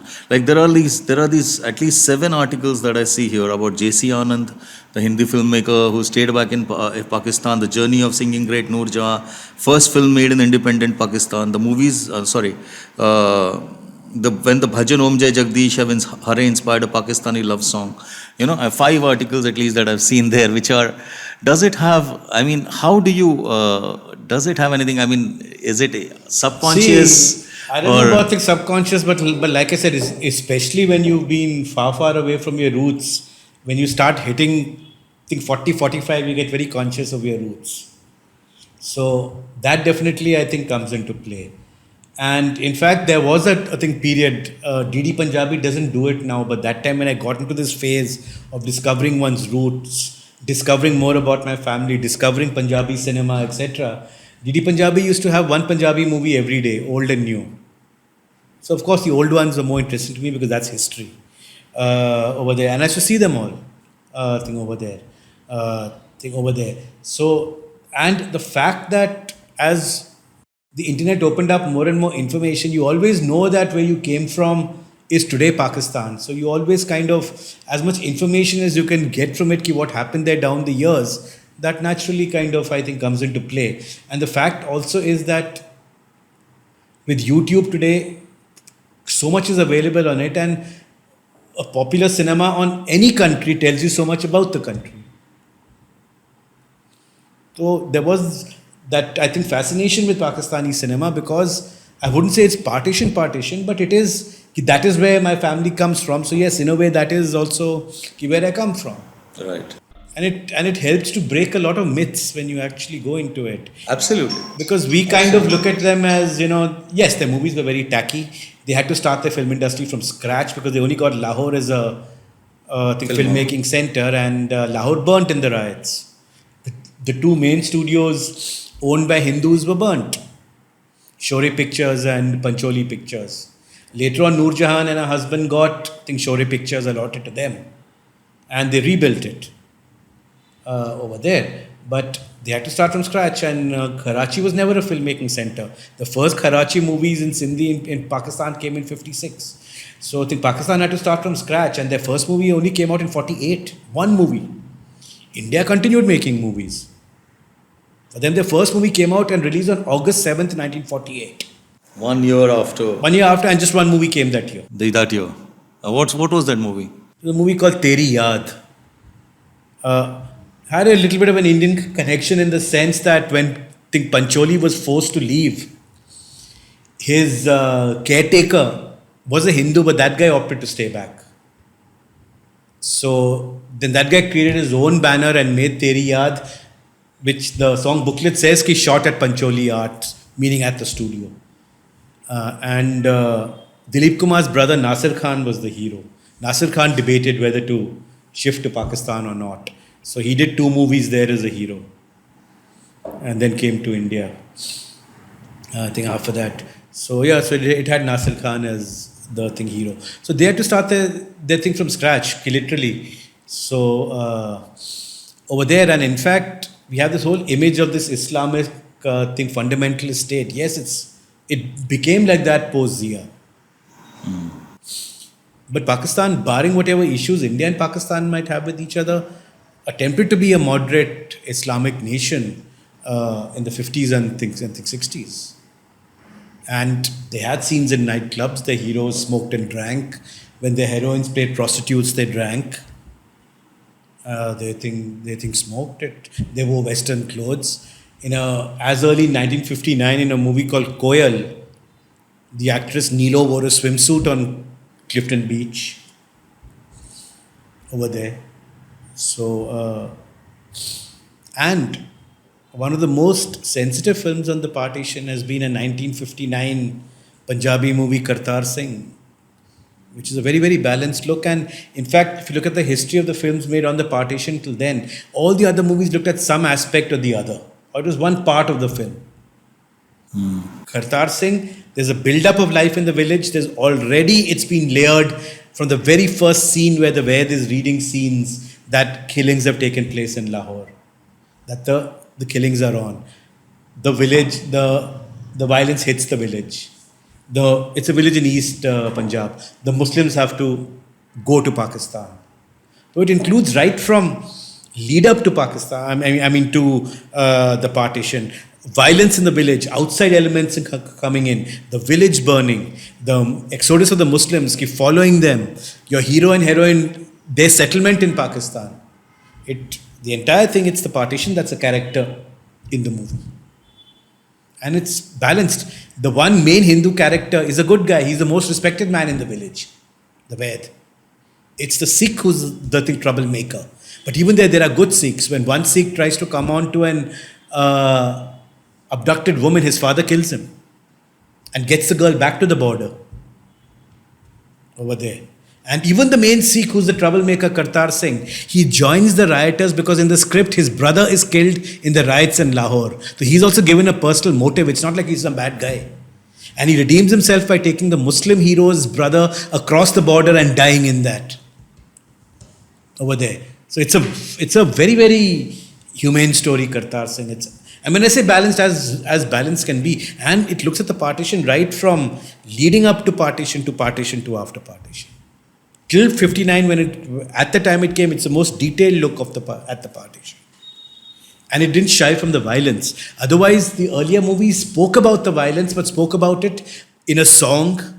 They would have documentary footage of the exodus, even if the words are violent. Or they'll do, shadow puppetry with violence. Or they'll have some one building burning.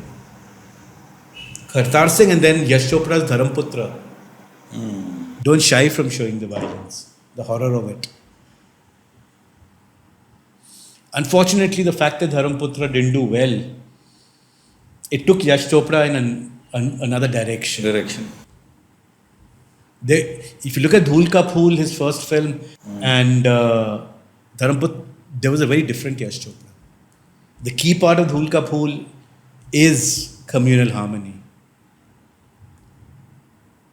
Dharamputra showed a Hindu fundamentalist as the hero. Which is unimaginable today. in a film. I mean, Actually, to be honest, in those days, there's some pretty interesting stuff done in the movies. There's a very lesser known movie called Amar Rahe Ye Pyar, 1961. Had big stars, Nalini Jayawant. But by then she was past her peak. She was about 35 years old. So the younger star and at their peak was, I think, Rajendra Kumar and Nanda.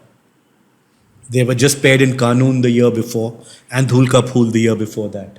So they were the big popular names. But the fact that the movie was directed by Nalini Jayawant's husband, she has a central role somewhere. It's set in the partition, and Rajendra Kumar and Nanda, who are your stars, they actually play Muslims who are forced to go to Pakistan. And they're forced to go to Pakistan because they face Hindu violence. So the 61, the movie showed it. It happened from both sides. So it shows it also happened to them. yeah. And this is 12 years before Garam Hawa finally took a story only from the point of view of the minorities. Otherwise, to a certain extent, Khartar Singh included, the majority played the hero. But in Amar Rahe, you think, Pyar, you had your two saleable stars as part of the minorities who faced a violence from the majority. Because it happened both ways. It did happen both in a ways. riot, it happens on both sides. It doesn't happen only from Yeah. one side. It's everybody knows that, and it's amazing. I just want to Because after Dharamputra flopped, he used the partition only as an allegory in Waqt. That earthquake that splits the family. It's the partition, though it's an earthquake. Look at the signage. Arey, they've actually done it with a great deal of thought. Okay, don't do it direct. Dharamputra didn't click. Allegory bana do earthquake. Look at the signage. because he also comes from Pakistan, right? I mean, In fact, his brother faced the brunt of it. Yeah, Yes, the yeah. younger brother, I think either he came along or he was already there. But B.R. Chopra literally had to leave everything. So I guess the family then. But the point is, if you look at the signage before the earthquake in Waqt, it's all in English and Urdu. And the signage after the earthquake is English and Devnagari. So it's literally West Punjab, East Punjab. That earthquake is the partition. But because Oh my Dharamputra God. flopped, he used it more as an oh, I've allegory. got to see this. I mean, But then later on, when he had the power, he had the thing success. He went back to Veer Zara. He went back to communal harmony. Right. He went back to the fact that the people are the same from the two. And especially when that song that I think Preeti and Zinta and he sing, Ki Aisa Desh Hai Mera or whatever, each could be talking about the other's country. Yeah. What they're talking about, that just shows. right. So he did go back to Veer Zara and those concerns. So it was always there within him. Right. Because he saw it. He came from that background. So I guess, and he was So a people, I think Sahir saw it. In fact, Sahir saw it on both sides of the border. Sahir debated right. to whether to be in India or Pakistan. Then he realized that there's a lot more censorship, etc. in Pakistan. And a case was put on him in Pakistan. So he came over to India. Sahir. That way, I think Sahir and Manto are extremely interesting. Rare will you find two men who are able to write about women, and especially the fallen women, with such empathy. Manto has a whole collection of stories with the Bombay prostitutes as the center. Right. I think Sahir has two landmark songs on the prostitutes. Jinne Naaz Hai Hind and Aurat Ne Janam Diya Mard. Mardon ko. For both communal harmony, having seen the partition, meant a lot. I mean, Sahir wrote stuff like Tu Hindu Banega Na, Musalman Banega, Insan Ki Aulad Hai Insan. And Manto wrote extensively about the partition. It's interesting, same concerns, except one wrote in prose and the other wrote in verse. But same concern, gender, communal harmony, empathy for the oppressed and the have-nots. Over there. So that I think led to also, I think somewhere, Sahir ki wearing his politics, and again, they were allowed in those days. Because I think Sahir, being a part of Progressive Writers Association, left-leaning, actually spoke out against Nehruvian socialism. Yeah. That so-called idealism of the 50s, these guys spoke out against it. I think it's all also to be a part of IPTA, right? I mean, IPTA, Progressive Writers. Yeah. IPTA had a lot to do with In Phir Subah Hogi itself, he wrote that thing Chino Arab Hamara, where you see homeless people sleeping in VT. And one thing about Sahiri, that period, at least in the 50s, he cleverly brought in his thing politics even when the movie's not overtly political. Naya Daud, for example. Now, that's not overtly political. It does speak about, it does address Nehruvian socialism, but it kind of keeps it sugarcoats the issue and it says that development is necessary, but it needs to take everyone with it. But even in that, Sahir writes when they have to form that road for the race between the Tonga and the thing and the bus. What is the key song there? Saathi hath badhana saathi re.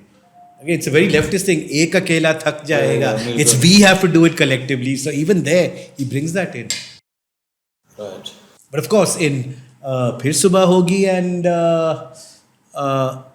Didi that Humne Suna Hai, Ek Hai Bharat, Sab Deshon Se Nek Hai Bharat, he is also critical of Nehruvian socialism over there. But they did it. They spoke out, and the filmmakers also included this. There's a very powerful song in Dharamputra, Ye Khiska Lahu, whose blood, when these riots and partitions happen. And they got Rajendra Kumar as a Sutradhar, so a star, the message comes through the stars. But then you can also go the other way with it.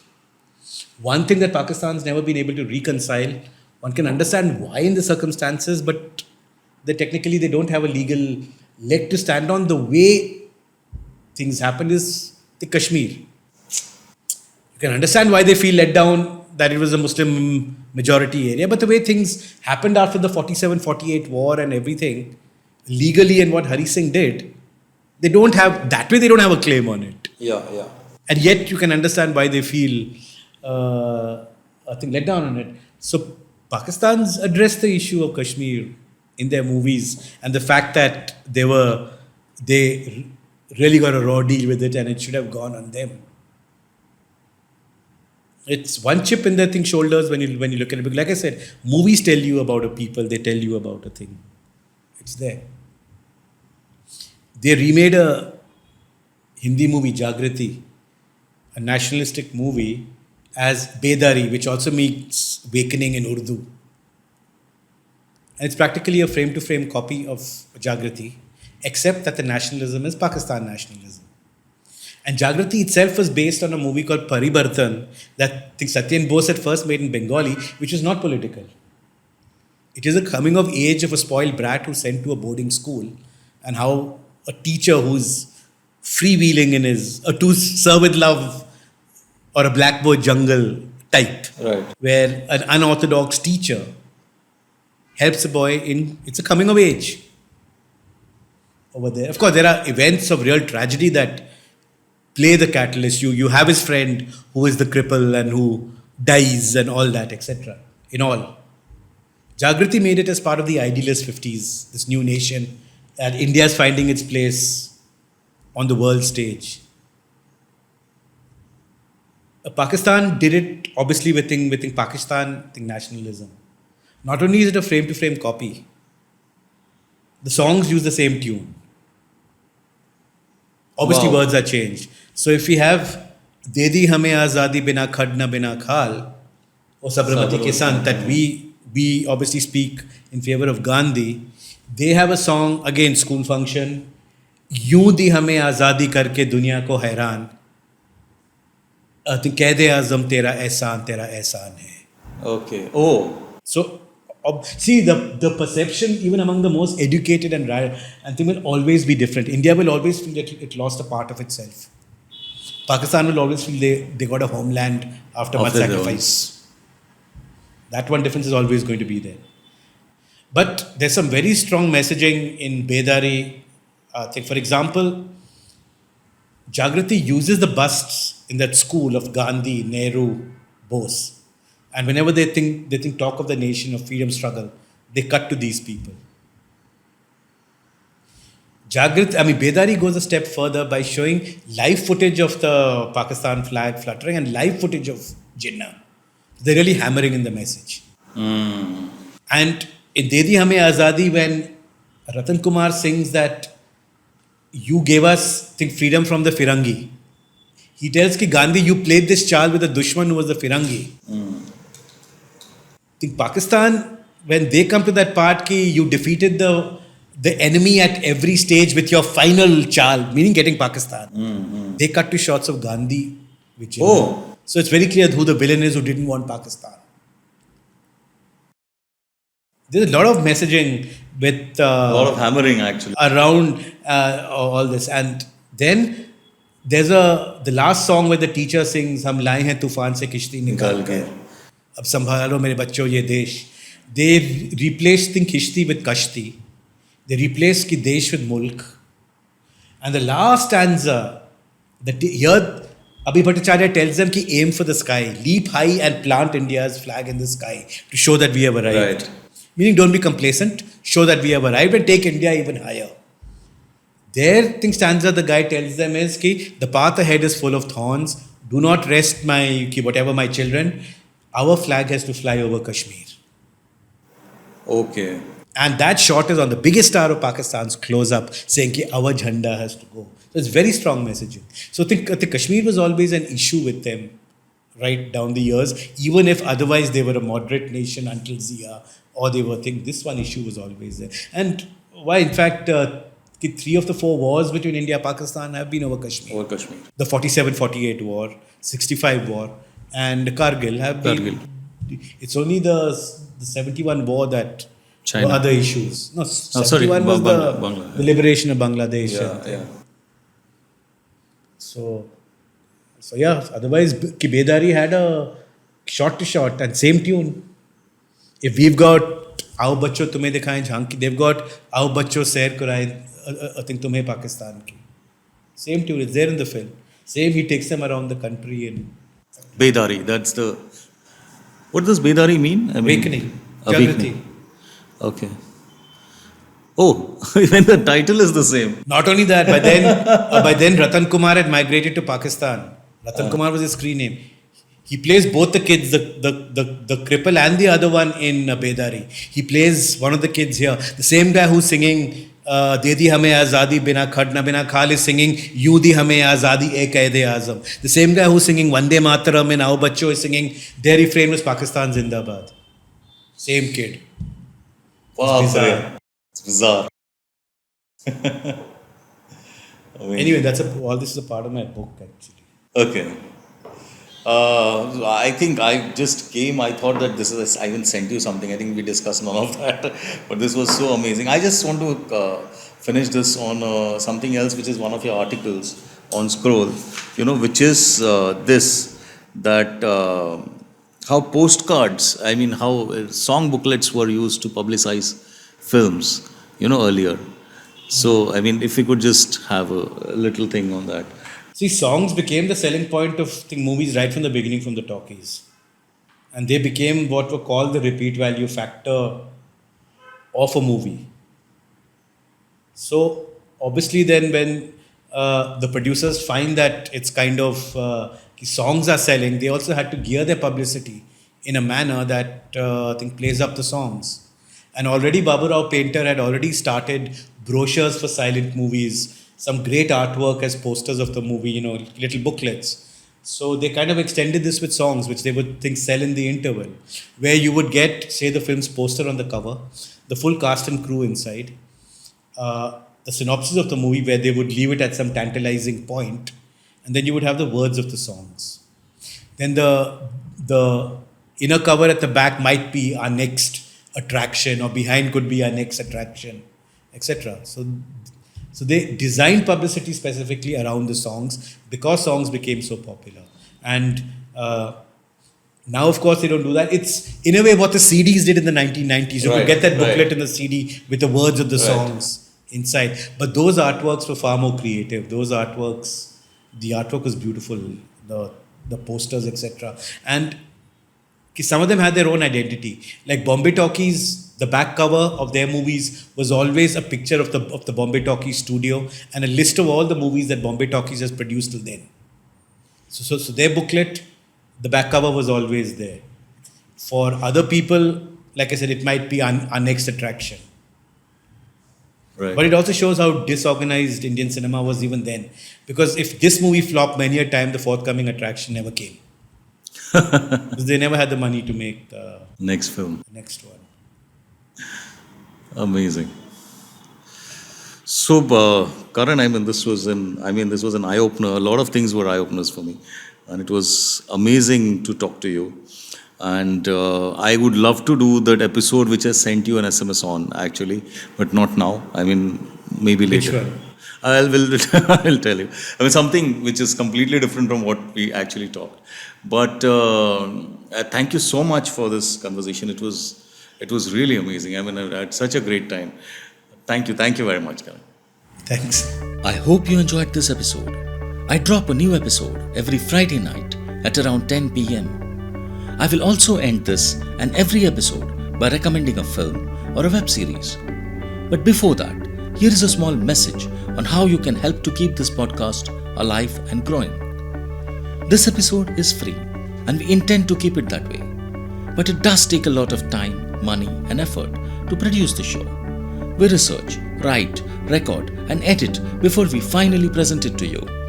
So if you wish to support our effort, you can help us produce the show by contributing any amount you wish on our website, conversationswithatul.com. Please note that the word conversations is plural with an S. So do visit conversationswithatul.com. And here is my web series record. I did have to rack my brains to think of what is that I could recommend today. Eventually, I landed on this series, which is essentially about filmmaking and how much passion and struggle it takes to make one. The series I recommend today is called The Offer. Created by Michael Tolkien and Leslie Grief, The Offer is a fictionalized version of the real-life story of how Oscar-winning producer Albert S. Ruddy managed to bring to screen Mario Puzo's cult novel, The Godfather. The Offer is an absolutely delightful series to binge on. The Offer rates a huge 8.5 out of 10 on IMDb. Do watch if you haven't already. Follow me on Twitter by following my Twitter handle Atul Taishete, spelled as ATULTAISHETE. Also, do visit my website Conversations, that is Conversations plural with an S. The complete website address is conversationswithatul.com. So see you next Friday at 10 pm with a different guest, a new episode and a fresh conversation right here on Conversations with Atul. Have a rocking fun week and stay safe. Thank you.